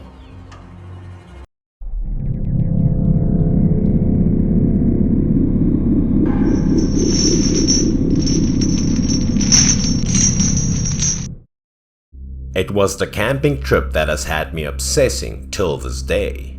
It was an autumn day. The weather was chilly. Myself, Leo, and Nana decided to camp in the forest. Haha, you are exhausted after a short stroll, just as weak as a girl. Leo and Nana kept making fun of me and laughing at me. I suggested pausing to relax while walking and taking deep breaths. Guys, can we take a break here for a while? Hang on, come on, we'll be there in a minute, Leo said. Nana quickly agreed and encouraged me to speed up. My health wasn't that good, so I felt fatigued easily, which was worse by the fact that seeing Nana, whom I admired, appeared to be closer to Leo. Those two worked well together. After this trip, I should reconsider hanging out with Leo. It was apparent that he knew I liked Nana, yet he still behaved like that. Perhaps he was trying to get an advantage over me. It was so irritating. Nana, in the contrary to my irritated face, was exceedingly joyful and excited. It truly bothered me to watch Nana enjoying a good time with my best friend. Even though I complained, I kept going because of Nana. This mountain location was always famous for its odd and intriguing stories. Therefore, it was seldomly visited by people. Only those who enjoyed exploring and solving mysteries came here to find out what was going on. We finally arrived at the campground after a long hike. The higher we went, the more spectacular the view got. Nana looked enthralled by the landscape along the trip, but I was nearly exhausted. Nana approached the cliff. The landscape was truly beautiful. Nana was still like a naughty child, standing at the cliff and tried to scream loudly to hear her voice reverberated from afar. Nana's screams reverberated across the hills, and the sound was odd. Leo offered to race again when it was just a few yards to the campsite. Oh, we can race there now. Whoever loses has to clean up after the camp. If you lose, John, you have to clean up. Before he could complete the statement, the two of them bolted forward, leaving me behind. They rushed ahead no matter how loud I howled, and I truly didn't have the strength to run anymore. They left me behind, alone in the woods. If I could travel back in time, I would surely come back immediately. I crouched behind them, but I couldn't see them at all. By the time I recognized it, I couldn't hear the two of them anymore, and I knew I was lost. I didn't think much anymore because I was so weary and frustrated. All I wanted to do was relax. Going a bit further, I came upon a small lake in the heart of the forest and decided to stop for a while. I casually picked up a stone and tossed it into the lake, thinking that if I stayed here for a while, I'd return by myself. The rock bounced many times on the water, which made me feel a bit better. Probably I wouldn't hang out with Leo anymore after this time, and I didn't like Nana any longer. I was sitting alone, hungry and depressed, and I wasn't sure what to do next. As I was wishing for a meal to fall in front of me, something caught my attention from afar. As I wished, it was true that heaven never disappoints. What was the point of being with the other two guys? A fish came out of nowhere beneath the surface of the water. It flipped its belly over down as if going to die. Or was it in the process of giving birth? I'd heard that while fish were spawning, they float on their backs. The fish, however, froze and floated towards me the following second. I hastily jumped up and grabbed the nearest dry branch in order to bring the fish ashore. While trying to capture the fish, I felt that at least today I would have a nice fish supper. But grasping this fish by a branch was not as simple as I thought. After a long time, the more I tried, the more the fish floated away. Hungry and exhausted and unable to capture the fish, I became furious. I was determined to try again, and if it still didn't work, I would give up and walk back, leaving the stupid forest behind. But then I noticed the fish vanished. I couldn't remain standing still while trying to grab the fish, leading me to lose my equilibrium. I was terrified at the moment, and because I didn't know how to swim, I fell right into the lake. I struggled since the lake water was so cold that it was difficult for me to move my legs. I had practically nothing else I could do at this point, so I tried to scream in terror. The more I wept and struggled, the quicker I sunk and started to lose strength. There was no sound in the jungle. My body stiffened as a result of the cold water, and I couldn't scream any longer since my throat was painful. In my desperate state, I thought nothing could be worse than this. Then, I suddenly felt someone tugging my legs under the water. It tried to drag me into the water. I couldn't do anything since those hands were so powerful. It wanted to drown me, and I collapsed into absolute helplessness. My stomach was filled with lake water. Would my life be that short? Tears streamed down my cheeks as a hand emerged behind me from under the water, piqued my attention. Turning my head to look carefully, I noticed a boy who was sinking together with me. Why was there a boy here? My entire body couldn't move at this point, and the boy appeared to be drifting towards me. At that time, many similar cries broke out, and I subconsciously looked back. Then all of a sudden a horrific image flashed in front of my eyes, which I would never forget for the rest of my life. Children floated around me. They appeared with green skin and white eyes. They appeared more and more until they engulfed me in an instant. Their expressions were terrifying. They began to scream as haunting sad moans began to reverberate. The water began to overwhelm my face as my subconscious made the last feeble scream for help. At that very time, I noticed a man. He was racing towards me, and it wasn't an illusion. I could sense the warmth of humanity. Was I rescued, or was I just dreaming? I shrank away, and everything after that was lost to me. After a while, I learned about the lake, and I believed something awful might have occurred, exactly as I guessed. Many years ago, a group of children were taken here for a picnic by their teacher, but due to her mistake, more than half of the children fell into the lake to play in the water. As a consequence, everyone drowned. Those who lived around this area knew it well. The ghosts of children were always here, and they created countless illusions to lure the living into the water. Then they would drown them to death.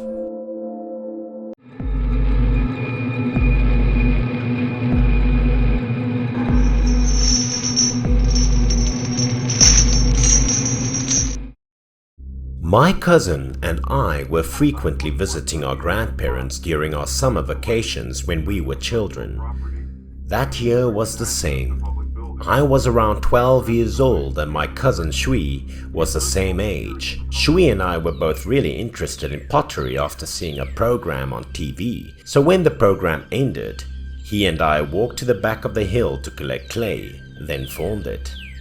My cousin was a moron. He had worked all day and could only make a small bowl, but he was already satisfied.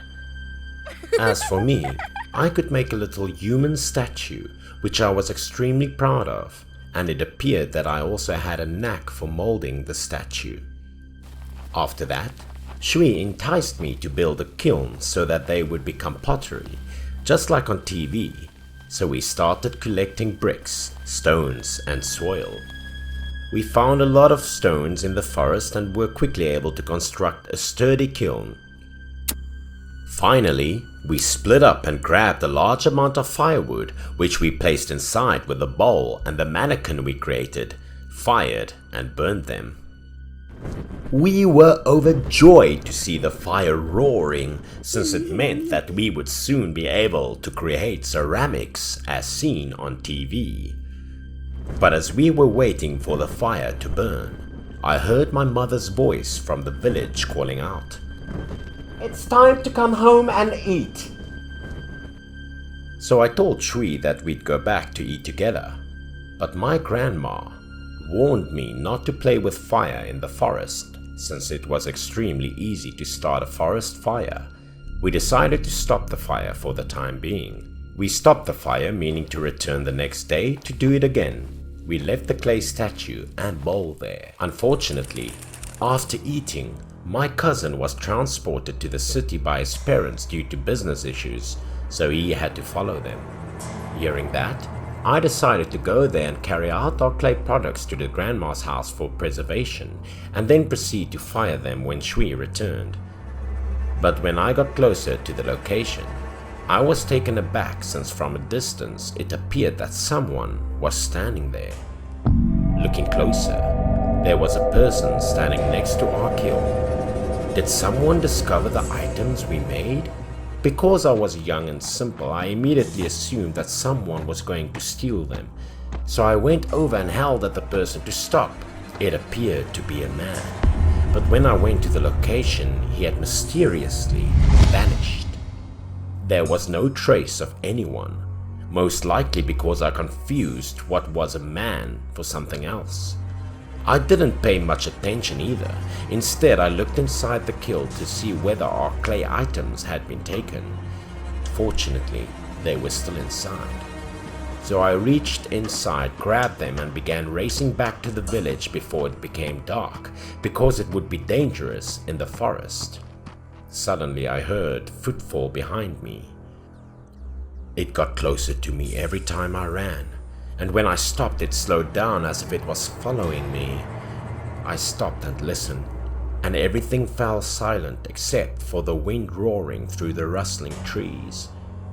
It was now dark at this time, and in the forest was pitch dark.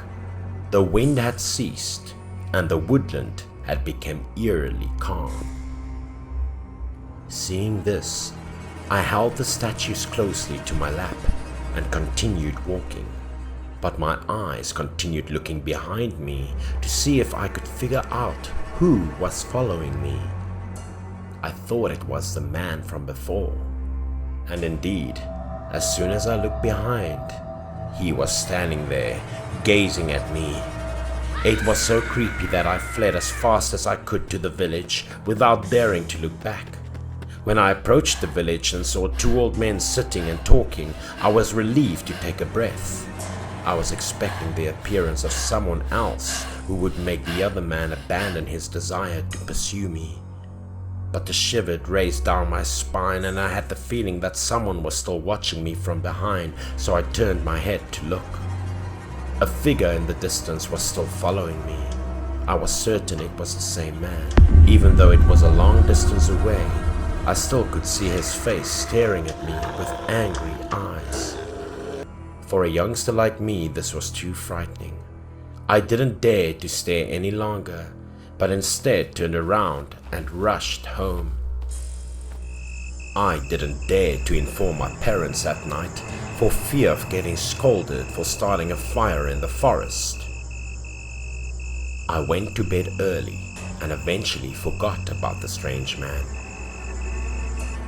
I was sleeping at midnight when I was jolted awake by weird noises and the room became colder. My parents were sleeping next to me when I gently opened my eyes. The sound of the door opening drew my attention, and I turned to see when a figure slowly entered my room. He was moaning while walking in, his movements odd, twisted, and like gliding across the ground. His body blue-gray and cracked like dry soil. He went closer and closer to me. The closer he got, the colder my body felt and trembled. My body remained stiff at this point, and I looked over at my parents, who were still sleeping, but I had no way to wake them up. Only my eyes could move. The rest of my body was numb. Later on, when I was older, I realized it was sleep paralysis. The man stood next to my bed, his face deformed abruptly. His eyes were blood red. His mouth was wide open. His eyes were bulging with crimson veins, and his skin was cracked, which was too frightening. He stretched out his hand as if about to strangle me, and his mouth moaned and asked me to return something to him. When I was the most terrified, I heard my father's voice in my ear. He held my name loudly and shook my body. I felt it, but it was difficult to wake up. My eyes were still closed, but I heard my father calling, and he got up and grabbed for the light switch. When the light was turned on, I knew it was time that I could get rid of the man, so I opened my eyes to see the light in front of me. Mom and Dad were standing next to me, and they assumed I was having a horrible dream. They looked worried and asked me what I had dreamt of that caused me to weep in my sleep like that. When I saw my family at this point, all I could do was burst out in tears and told them about what Shui and I did at lunchtime, and then about the weird man. My parents were horrified when I finished. They immediately rushed to summon a famous shaman in the village. Miss Yang was old, but she was extremely skilled at these things. When she entered the house, she asked me about everything that had transpired and then looked around. She abruptly averted her attention from the bowl and clay statue that Shui and I had made in the morning. Miss Yang stated that in that forest there were many unresolved ghosts, and when I built a human figure, they went there to reside, so they didn't want me to take it away. Then my parents and Miss Yang set fire to a large number of joss papers in front of the house, close to that clay statue and bowl, and eventually put it back where it belonged at the edge of the forest in the kiln that Shui and I built. Miss Yang also assured my parents that if they put a butcher knife under my pillow, everything would be back to normal. But the next day, I had high fever that lasted many days. until I healed entirely.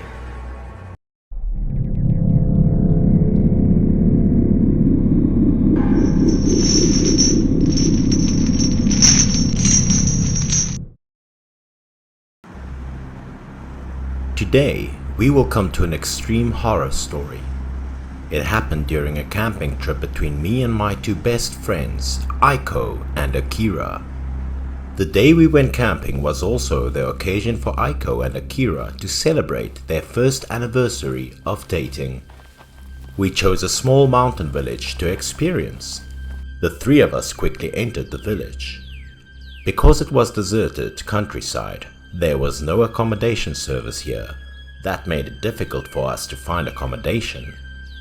How lucky we were. We asked around in the village and were introduced to a wooden house located at the end of the road. We looked at the gate outside, feeling this house was quite good so that we could stay for a few days and get to experience life here.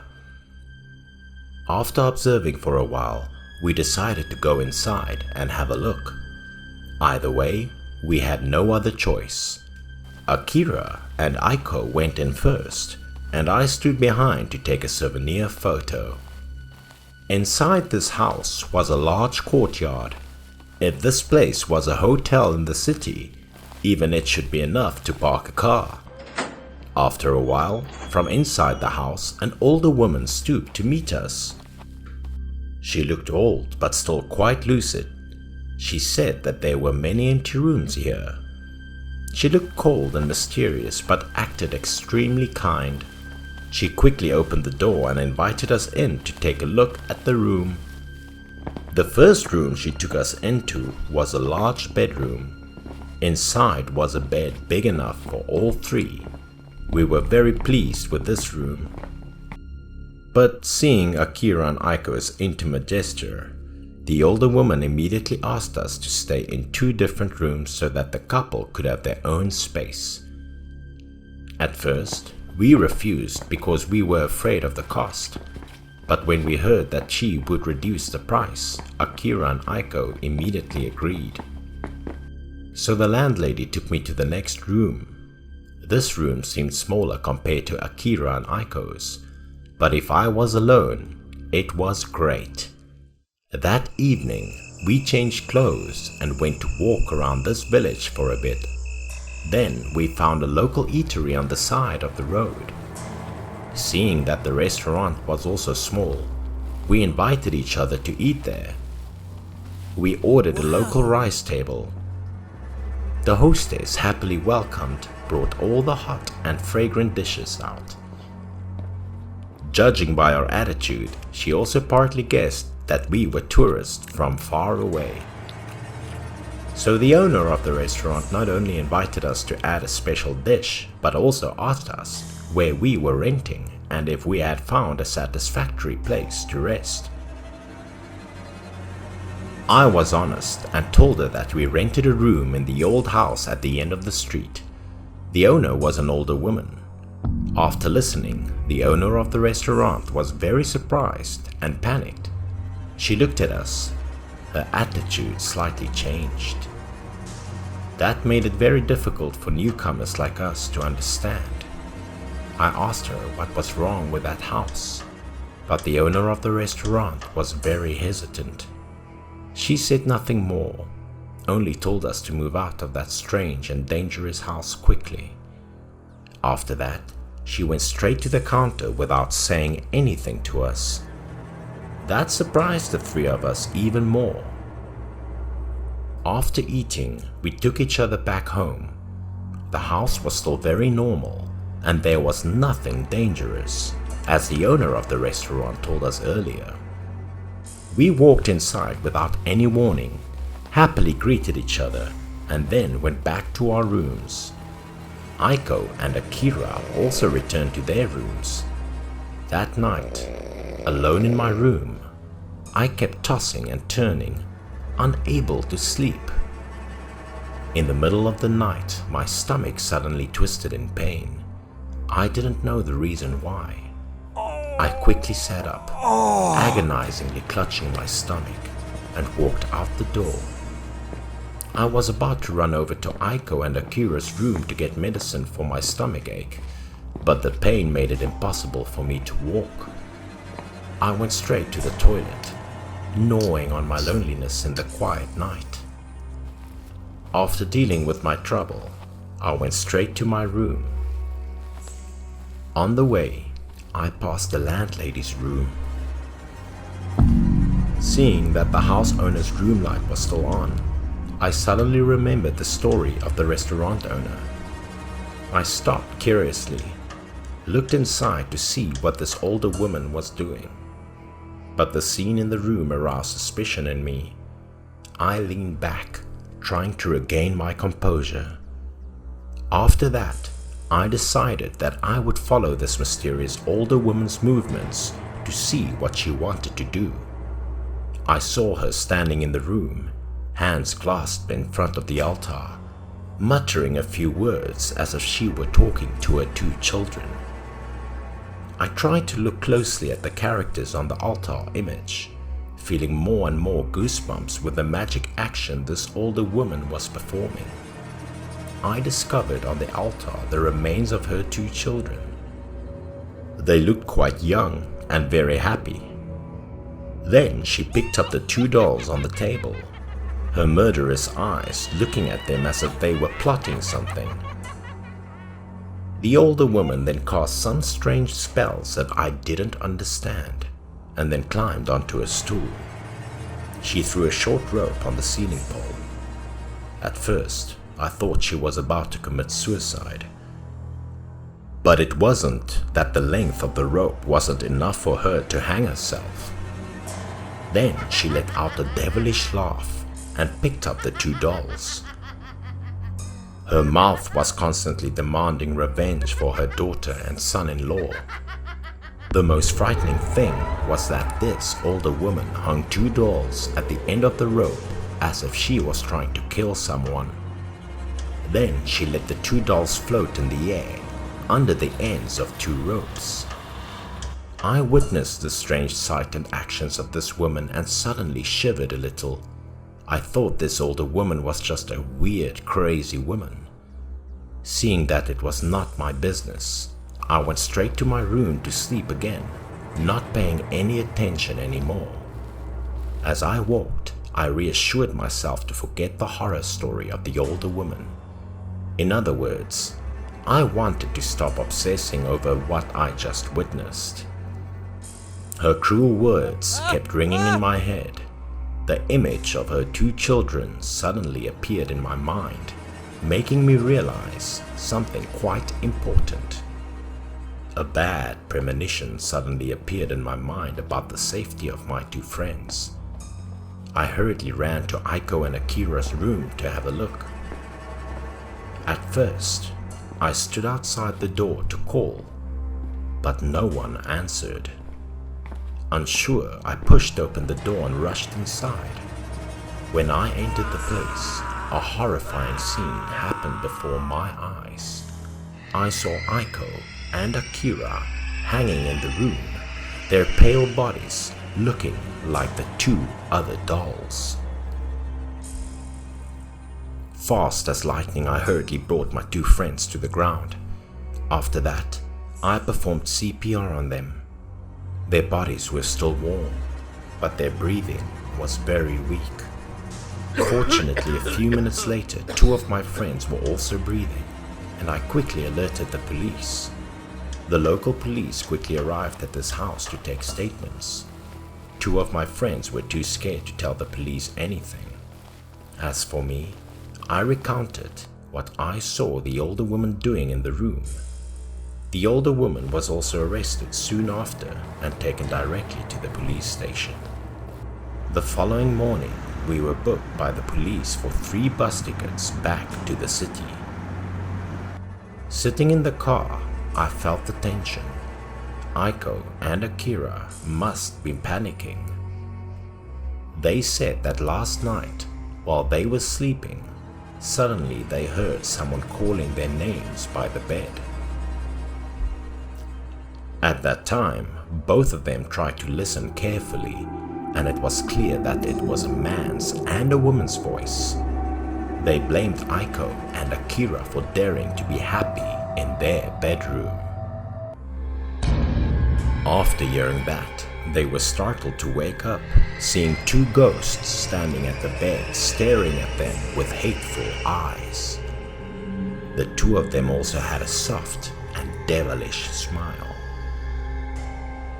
After a while, for some unknown reason, Aiko and Akira were hypnotized, then took the rope and threw it up to the ceiling to hang themselves.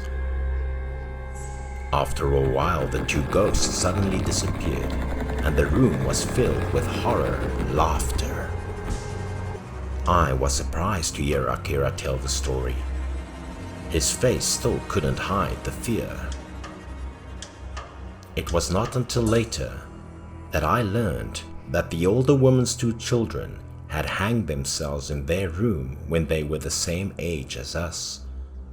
That made her unable to accept that other people were happy. So she did so.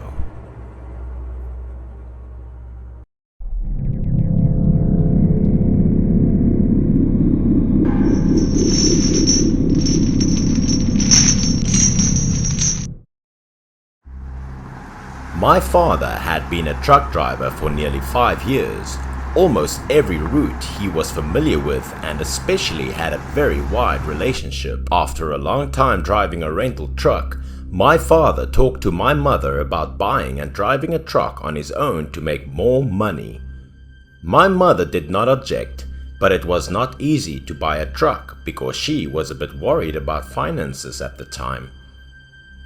My father was thinking about buying a used truck to drive. After talking to my mother and me, my father started going to used truck stores to find out. At that time, garages or used truck shops operated as intermediaries. That was, truck owners would take the truck there and someone would broker to help them. After searching for a while, my father saw a truck that looked very new. He liked it right away. But after asking the price, my father sighed. Its price was slightly different from his original calculation. The salesman saw that my father was just asking and had no intention of buying it because of the high price. So the salesman said that he could recommend a satisfactory truck to my father at an affordable price. Then, the salesman took my father to see a truck he was talking about. The truck the salesman showed my father was new and beautiful. It was painted in a glossy orange color, and most important thing was that its price was very low. The size of the truck also fitted very well in my truck parking lot. Its machinery was also good. My father seemed to be very pleased and satisfied with the truck. After getting inside the truck, he was even more surprised because it was new. This accessory had not been rusted. In general, everything was very good. Another strange thing was that this truck had not run much, proving that this was a very new truck, not a degraded truck. So my father was satisfied and immediately closed the truck with the salesman. He also said that my father was very lucky to have bought it early and wished my father a prosperous business with this truck. Now, this truck was my father's companion on long journeys. He felt very satisfied and regularly cleaned it very meticulously. But on the first day my father drove to work, something happened. I remember that day my mother was cleaning the house when the phone rang. The call was from my father. He said on the phone that he had an accident on his way to work and was in the hospital. When my mother heard the bad news, she couldn't keep her composure and even dropped her phone on the ground. Then she rushed to the hospital to see how my father was doing. My father was sitting on a chair. 2 people were shouting at my father. That was the family member of the person that my father hit the truck with. Fortunately, the person was not seriously injured. When my father got out of the hospital, my mom asked him what was going on. My father said that he did not understand anything. He recounted that he was driving a delivery truck and turning a corner. At that time, my father glanced in the rearview mirror to see the road before turning the truck in. Suddenly, he saw a person walking beside the truck, but there was an absolute safe distance between the truck and that person. When my father reached the bend, A few people ran to the middle of the road to block the truck. They shouted to signal my father to stop the truck. One man said my father's truck hit someone.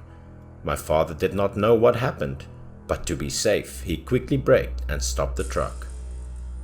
My father quickly jumped out of the truck and approached the man to ask what was wrong. My father said many times that he didn't think he hit that person, but he didn't understand why a man fell on the street like that. That man injured his hand, screaming to ask my father to pay compensation for causing the accident. When he told my mother about it, my father said that the man most likely was trying to rush into the truck to get angry. A week later, my father resumed work as usual. However, a strange incident happened, causing my father to find himself once again in a confusing situation. That day, when my mother was cleaning at home, the phone rang again. When my mother picked up the phone, she was startled to hear that my father had caused an accident again, and this time with a child. The parents of the child went to the traffic police office to resolve the incident in anger. When my mother arrived, she saw my father sitting outside and waiting for the results from the traffic police. When my mother went inside to see the victim's condition, the child's parents were angry. However, the child was unharmed. The child saw his parents scold him. Then he suddenly said something very strange that even my mother could not believe. The child said that he wasn't hit by my father. Someone pulled him under the truck. The boy said that he was walking on the sidewalk that day and he was going to stop by the store to buy something, hearing the sound of a truck approaching. The child purposely moved to the side with distance enough to keep him safe. The truck was also running at a very slow speed and was very safe. But just as the truck passed him, he suddenly saw a person sticking out from under the truck with very sharp fingernails. The man looked bloodied. His eyes could only see the black irises, and he quickly pulled the child under the truck. When the child told that story, his parents told him not to tell such myths because why was there someone under the truck? While everyone was arguing, the traffic policeman in charge walked in. He said that they got surveillance footage of that stretch of road and asked us to come to see it. It was good that the whole process of the accident was captured so realistically. When my father's truck passed a child, there was indeed a safe certain distance between the two. That distance was too far for my father to cause an accident.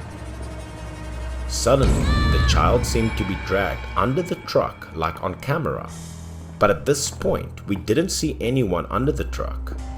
The child was like being sucked under the truck.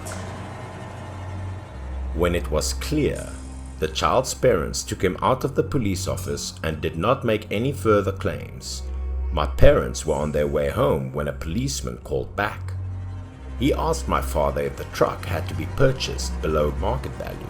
Through investigation, that truck was involved in a fatal accident just last month. A young man was hit by a truck, sucked under the truck, and dragged more than 10 meters. After my parents got home, they discussed it many times and decided to sell the unlucky truck.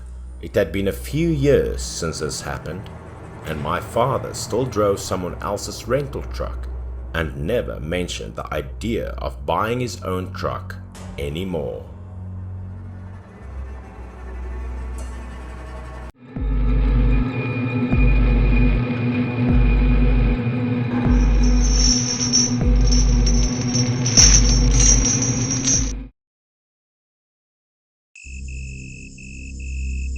This occurred in 2001. At the time I was working as a security guard at an aging business mall. The mall had 4 levels in total and we only had 2 employees working the night shift. Because I was new and unfamiliar with the area, the captain requested Higo to accompany me. Higo had been working in the company for 4 years and was quite relaxed and pleasant to work with. It was still early to be on duty, so Higo and I played cards and chat for a while. According to Higo, This mall was set to shut due to poor business. The task here was simple. There were 4 levels, but I just needed to examine the 3 below.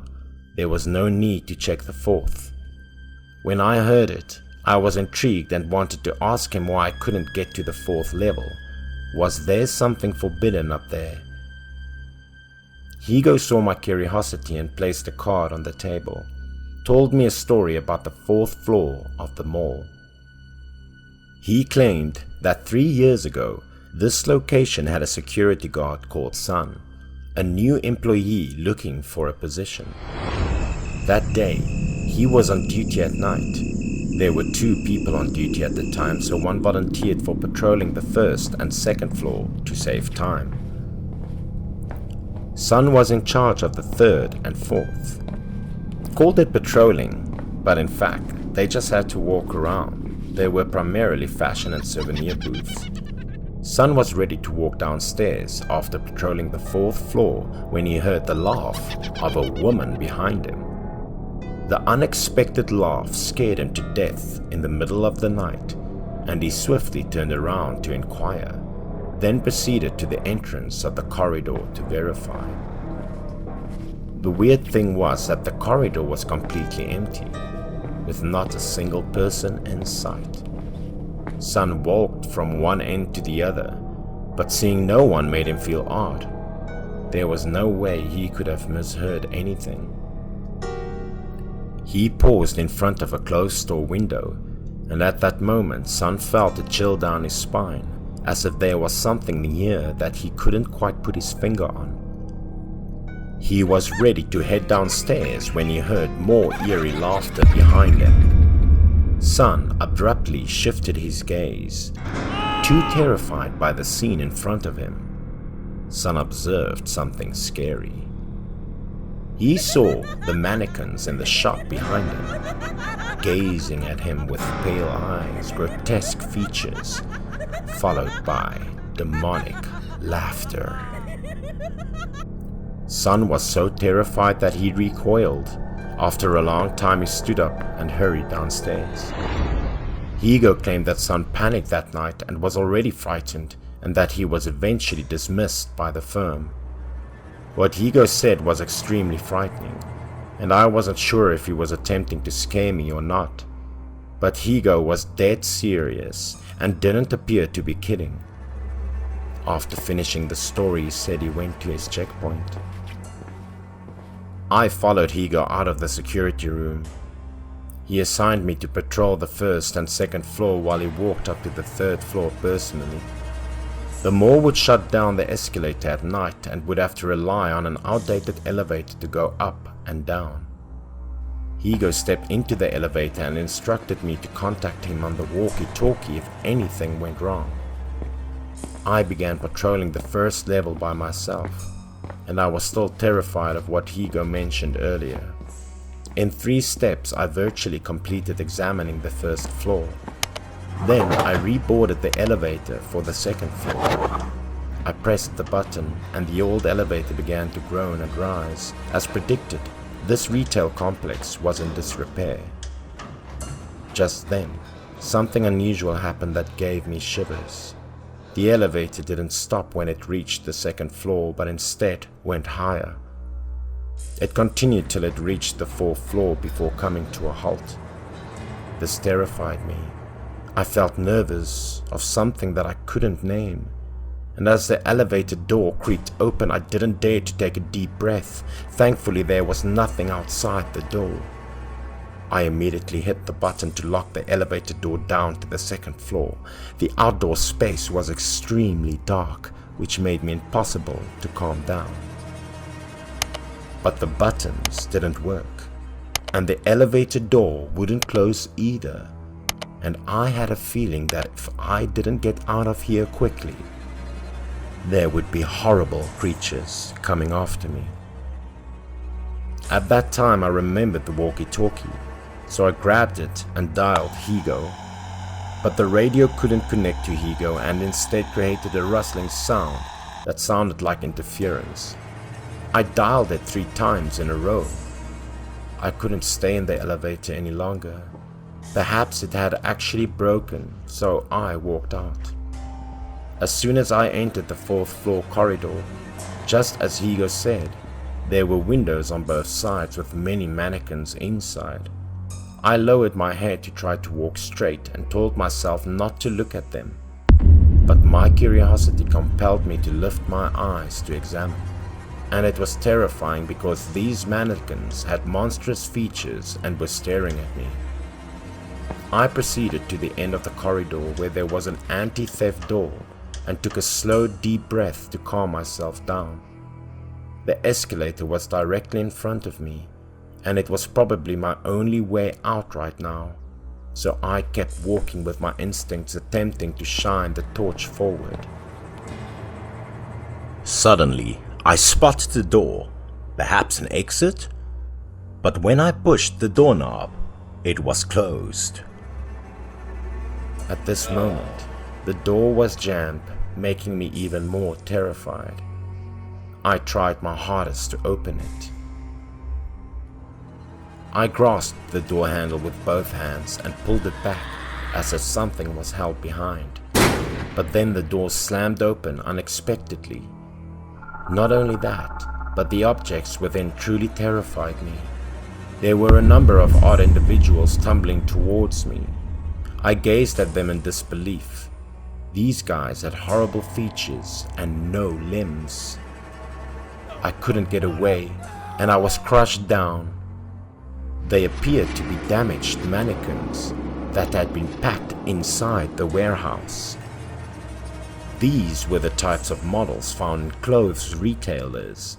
They all stared at me with glassy eyes and hideous faces.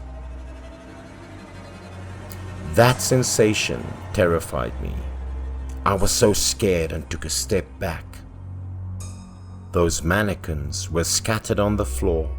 Their gazes were still fixed on me. They all kept staring at me like that. What are you up to? Hugo's voice suddenly came from behind. He returned to the security room after patrolling the 3rd floor and didn't see me. He heard my scream on the 4th floor, so he came up here to check. I was in panic while informing Hugo that these mannequins looked like devils. He kicked at the mannequins laying below. Then he looked up at the mannequin's head.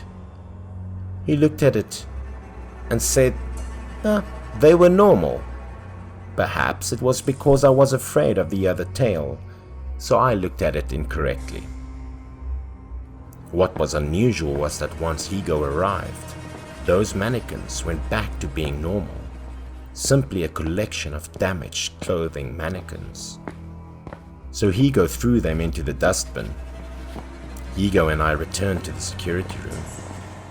I still had the impression that those mannequins were staring at me after I had gone a few feet.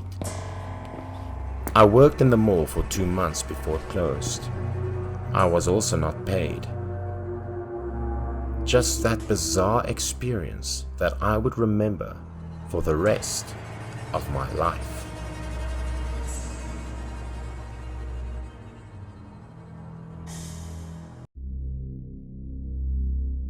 This story happened in a small town in the 1950s.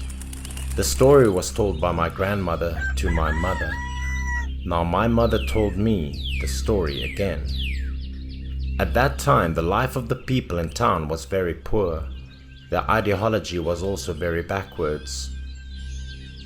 In the village, there was a family surnamed Lou. This family had only one son and one mother. Their life was not difficult, but for some reason, a son got married but couldn't have children. Today, we all know that the reason for no children could be on the husband or the wife, but back then, all responsibility fell on the wife. The daughter-in-law was constantly harassed and tortured by her mother-in-law. Mother-in-law every day saw her daughter-in-law as not pleasing to her eyes. She beat and scolded every little thing and didn't consider her daughter-in-law a person. Because the daughter-in-law couldn't have children, She wanted the daughter-in-law to get a divorce so that her son could get another wife. But rural women at that time never dared to think about divorce. In addition to washing her face with tears, the daughter-in-law could only endure every day. However, the husband was also not a good person. He saw his wife being treated like this, but not only did not know how to comfort her, but also spoke cold words. He listened to his mother and everything followed his mother to mock, punch and brutally abuse his wife. The whole village did not pity the daughter-in-law because the status of a woman at that time was still very low. At that time, my grandmother lived in the same neighborhood as the Liu family. Almost every day my grandmother saw the daughter-in-law's body purple. All were beaten by her mother-in-law and husband. The woman has only been married for a few years, but now her body has deteriorated like that. My grandmother greeted her several times but received no response. My grandmother had a bad premonition in her heart, and she didn't expect it to be the last time my grandmother saw that daughter-in-law, because that night, the daughter-in-law committed suicide by drinking poison. In the morning, when the older woman saw that her annoying daughter-in-law had not woken up, she scolded a few sentences. The older woman did not hear the answer, making her even angrier. But when the older woman opened the door and non-stop cursed, the scene before her eyes made her startled, terrified, and stunned. The daughter-in-law was dead and sprawled on the ground in front of her house. Perhaps the daughter-in-law wanted to go outside the house before she died, but she couldn't because she was heavily poisoned. The frightened older woman thought that her daughter-in-law wanted to haunt her. Witnessing the scary appearance of the daughter-in-law, the older woman in her heart was really scared. From that day on, she didn't know if it was really the soul of the daughter-in-law or not, or because of fear, the woman kept getting sick all the time. Having no choice, the older woman had to invite a shaman from a nearby village to exorcise evil spirits. The older woman remembered and told the shaman about the daughter-in-law who was still alive without children, making her angry all day. The shaman told that as long as the older woman was willing to pay for him, he could solve this problem. After that, he instructed the husband to make a charm to ask for exorcism according to his arrangement, and in 3 days, the shaman would proceed to destroy ghosts. The husband also obeyed. He made 3 long nails and made a big cutting board from an old tree. In the evening, 3 days later, the shaman began to perform the exorcism ritual. The old shaman's method of reassurance used to suppress ghosts and drive away evil spirits was really cruel. The shaman asked her husband to join him and drove large iron nails into the hands of his dead wife. Long iron nails pierced the daughter-in-law's palm and were inserted directly into the thick board. This crucifixion prevented the daughter-in-law's soul from escaping the coffin. A longer iron nail was hammered directly into the daughter-in-law's head, looking very scary. Finally, a heavy cutting board was placed on top of the woman's body so that her soul could never be released again. In this way, a thin wooden coffin was used to place the poor woman's body in it, and it was immediately buried. The daughter-in-law was not placed in the Liu family's ancestral grave, but was buried in an abandoned cemetery to the west of town. After that, the Liu family went around looking for a matchmaker to get a new wife for their son. But finally, the retribution came. After some time, the older woman contracted a strange disease. There was a ringworm on her hand. Not long after, the palm and the back of her hand became sore. In the end, 2 large holes were necrotic, exactly like the nail on the hand of a dead ex-daughter-in-law. She got the pain, itching, and discomfort. The older woman could not stand it anymore, so she gave her son some money and asked him to find a good doctor to visit her home. But the son did not care about the older mother's illness. He took that money to gamble. Usually the older woman managed money so that he couldn't get it. This time, having money was an opportunity for him to run wild. With money in hand, the son continued to plunge into the gambling game. After many times losing to the casino owner, the small amount of money that his mother gave him was quickly exhausted. After dark, he bought some herbs with the rest of the change back home to trick his mother. He even thought that when his mother died, he would be the new owner of the house. But while he was thinking about that, suddenly he tripped and fell down the cliff. He was stabbed through the head by a long tree branch and a large rock pressed on his chest, dying on the spot. He died in a pose like his wife was lying in a coffin made by him. The older woman waited, but did not see her son come back. Her condition got worse. In the end, she died in pain and loneliness.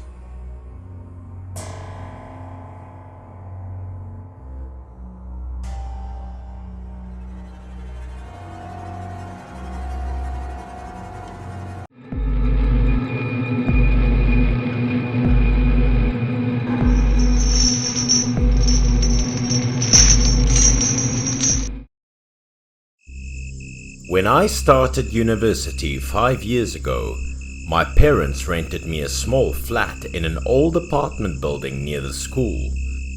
I believe that everyone might have had a reckless childhood, but no one should be like me, since I had witnessed a terrifying event. That night, I went back to my passion, climbing to the next balcony, and of course, not to steal anything, but because living in the room next door was a really attractive girl who attended the same school as me. I had no dirty intentions. I simply wanted to see her every day and watch her read, study, or simply clean the room. I would be at a balcony at 10 p.m. sharp every night, carefully opened the curtains with my hand and peeked inside. She appeared to be sweeping the floor at the time, carrying a piece of paper in her hand, and she looked quite cheerful. But then I realized she was talking to someone. I began to wonder who she was talking to, or whether she was using a headset to make a phone call. Most likely, she was chatting to her lover. Her body leaped abruptly. Honey, don't do that while I'm cleaning the floor. Despite the fact that she was dressed simply in a shirt and pants, her body was really appealing. She was staring into the air with wide round eyes and curly eyelashes, producing a gentle voice. Was she practicing a play? It wouldn't have made me feel like a genuine man was really there in front of her if it was simply talking on the phone. It was clear that they were practicing a play, although this one appeared to be a bit too sensitive. Standing behind the window frame made me feel more thrilled and shy than I had ever felt before. Was she actually acting in a play? If only I could play the male lead. She slid down the sofa, her thin but plump body hidden behind those garments. Everything was made more appealing by the long hair that fell on the sofa. Sweating heavily and taking slow, deep breaths, it looked like she was hugging someone. Even if it was only a rehearsal, it looked so real. This was quite daunting for a teenager like me. I stood there for a long time, and despite the fact that there was dew on the ground, I didn't feel cold at all. At the moment, I was still thinking, wow, I truly hit the jackpot today. That night, even though I returned to my room, I couldn't sleep. I kept tossing and turning and thinking about the scenario at the time. To be honest, I was such a pervert back then. I went to school the next day with dark circles under my eyes and couldn't open them since I couldn't sleep all night. I was walking back to my room from school when I heard footsteps behind me. I turned around, the corridor was empty, and no one was there. Something piqued my attention as I was ready to return to my room. And what I noticed was the door key, which was still plugged into the door handle of a room. Maybe because my neighbor forgot it in a rush. I was extremely curious to see how it would be like in her room, and how it felt to lay down on her bed. And it seemed that tiny monster in my mind had triumphed, since curiosity and intrigue compelled me to open it. My heart began to feel guilty as the door opened, but my hands couldn't stop. I was acting exactly like a pervert. I entered the room gently, opening the door. A feminine smell wafted through the room, erasing some of my shame. The space was poorly lit and quite empty. Curiosity raised again inside me after standing for a while and gazing around the room. I began digging through the shelves, through photo albums, books. I didn't even remember what I was looking for. I was perplexed by the underwear dangling from above. This was the bathroom. Such a girl she was. There were many different kinds of shower gels. It also had a very pleasant and enticing fragrance. And as I proceeded to the back door of the room, which had to be the bedroom, I swiftly opened the door and peered into the room out of curiosity. I'm sorry, I didn't intend to come in here. I was terrified because there was a man sleeping on the bed. Her lover, without a doubt. A tall man laying still on the bed appeared to be sleeping, and I might have jolted him awake. I'm sorry, please don't beat me. I didn't intend anything bad, I said loudly, hoping he would pardon me while hiding my face with my hands for fear of getting slapped. When I spotted the key on the door, I decided to bring it in and give it back to the owner, I said. True though, doing bad things was simple to stress about. My sweat was streaming and I'd always been a coward. Then I gradually calmed myself and opened my eyes again after explaining with my eyes still closed.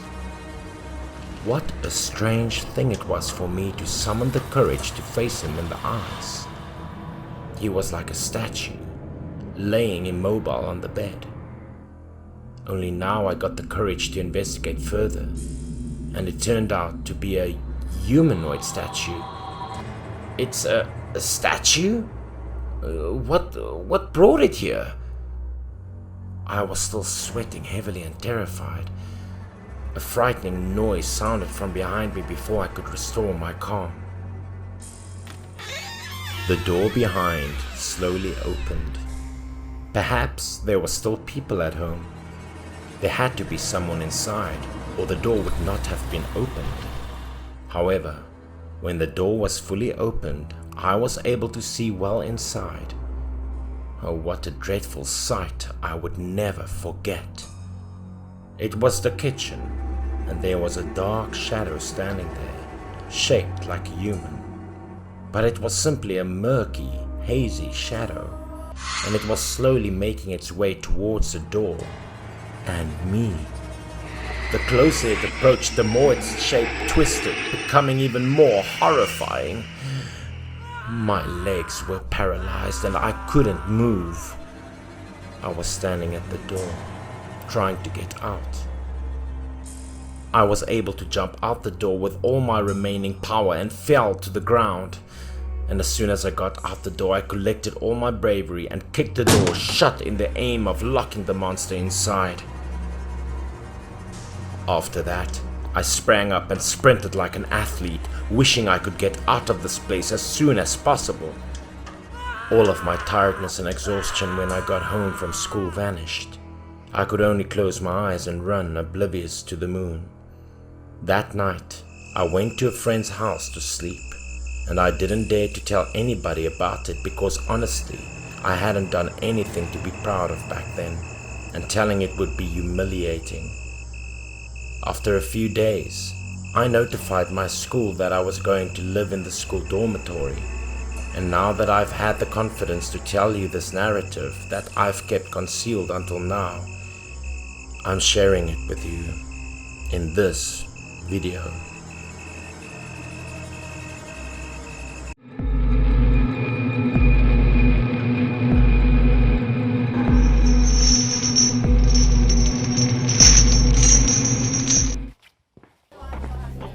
My name is Lucy.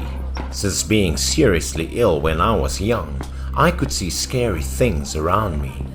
This ability had brought me a lot of trouble, but one experience at the age of 20 made me grateful for this ability. At that time, I felt guilty, thinking that I was not beautiful, so I decided to go for plastic surgery. But I didn't have much money, so I went to a cheap plastic surgery hospital found online. This place was also quite crowded, and the modern facilities here also made me feel somewhat secure. The lights in the large lobby were very bright and beautifully decorated. It was impossible to imagine such a beautiful hospital with such an extremely favorable surgery cost. When I arrived, a woman appeared claiming to be a beauty consultant. She greeted me warmly and led me to her room to advise me on the packages offered here. In the room I sat across from the consultant, with a small mirror in the middle. When I looked in the mirror, I saw that my face was pale and dry. The beauty consultant saw me looking in the mirror and immediately pointed out that I should have had double eyelid surgery. When she said that, I felt that I needed to fix it all over my face. The beauty consultant saw that I was a little confused, so she got out an iPad and showed me their successful cases. That was before and after comparing pictures of other girls. But something strange happened, and I couldn't see the post-surgery pictures of the people inside the album. This thing was hard to understand. When I looked at the girl's nose in the picture, I couldn't see well with my eyes.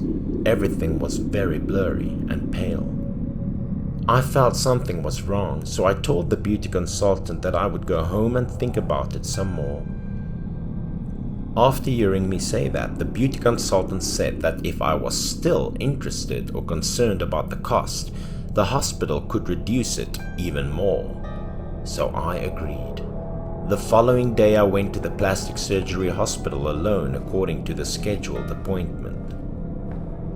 Because I chose a very cheap package, I was arranged to have a surgery at night.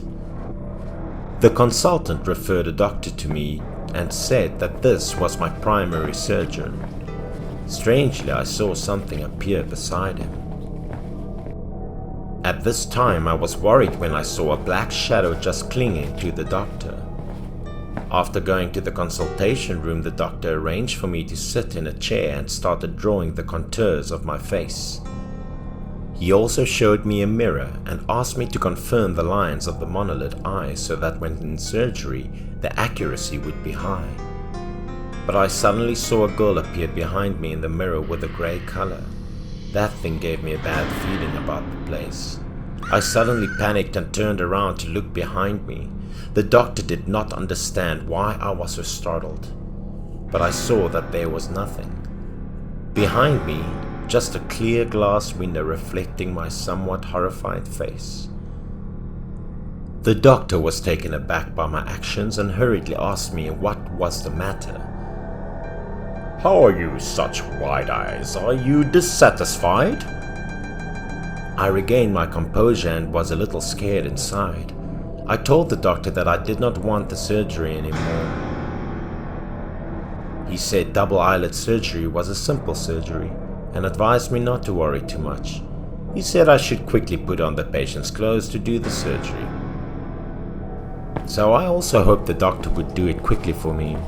I also thought this eyelid surgery was not life-threatening, but when I entered the operating room, I seemed to hear a humming noise in my ears. I felt something behind me, so I turned to look. I saw a vague shadow from the door. It seemed to be staring at us.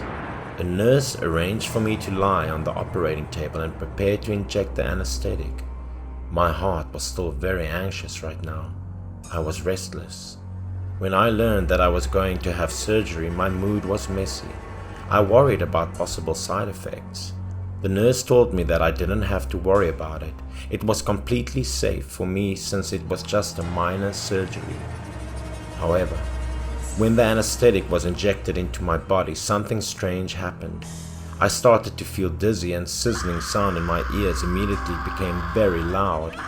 The sound was so loud that it hurt both my head and my ears. I had to cover my ears and groan. I couldn't stand it, so I shouted loudly.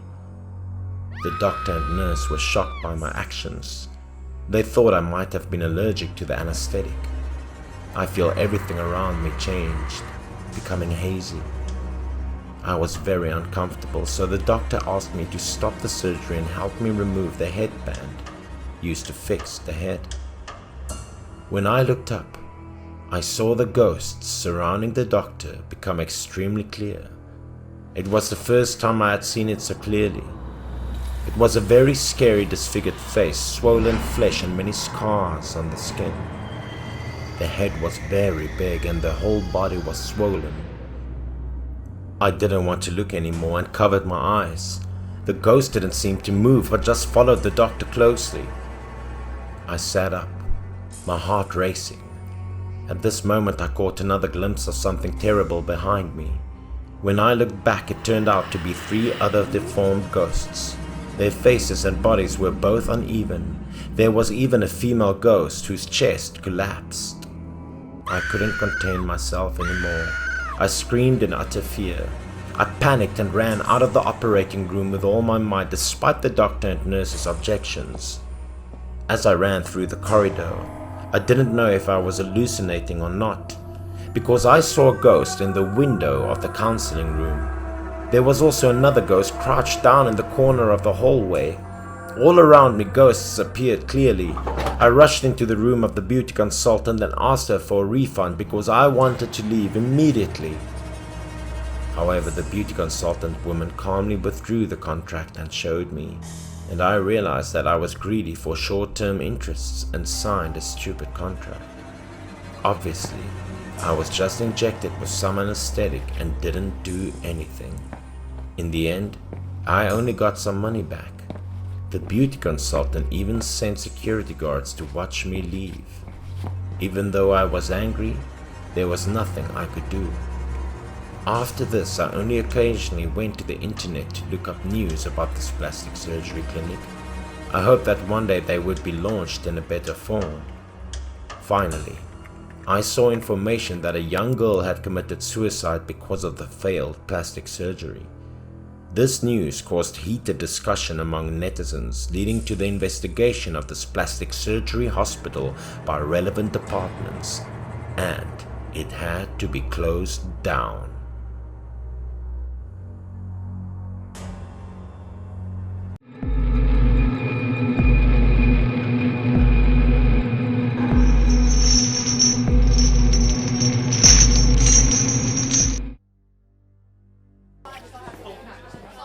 I felt lucky. I received the offer to join a well-known advertising firm after an interview. It was also where I experienced something terrifying later. It was the first day of my internship that day. When I arrived at the company, I was directed to the general manager's office, where he greeted me and complimented me on an excellent interview. The GM of this company was really young, handsome, and was known as King of Diamonds. The GM assigned me to the project inventory department, mainly doing some sorting and document editing. After explaining the job, the HR manager came to lead me to my workplace. When we came to the department, he showed me where to work and told me to get to know people around. The table had been cleared, and it seemed that there had been no staff sitting at that position for a long time. Seeing a new colleague, people around started to notice me. At this moment, I felt that everyone's expression was a bit unfriendly. Their attitude didn't seem to be cheerful when I appeared. A female colleague told me that it would be better for me to offer to change the working position. It turned out that the owner of this desk was Lisa, who committed suicide by jumping off the company building. But I didn't care about this matter, because she and I did not know each other. I just felt worried a bit, because I didn't think people would greet me in this way. In the company, I noticed that there was a man sitting next to me who seemed unapproachable. His name was Tom. I found out many times that he was secretly peeking at me, which made me feel so uncomfortable. Also, Tom was usually very shady, and his nasty temper was evident on his face, which made me try to minimize contact with him. A week later, I was called in to work overtime for drafting bidding paperwork for a new corporate project. I was the last one remaining in this vast, desolate office. This was my first project. Succeed or failure of this project would determine whether the firm would keep me. Fortunately, all of the supplies had been pre-prepared, so it wasn't too tough for me. I took a sip of coffee and sat back in my chair, seeing that the bidding paperwork was nearly finished. I went by the windows, wanted to enjoy the night scenery outside and rest my tired eyes. A breeze of cold air rushed in as soon as the windows opened, making me feel quite calm. But then, a dark shadow appeared in front of me, falling down at a breakneck pace.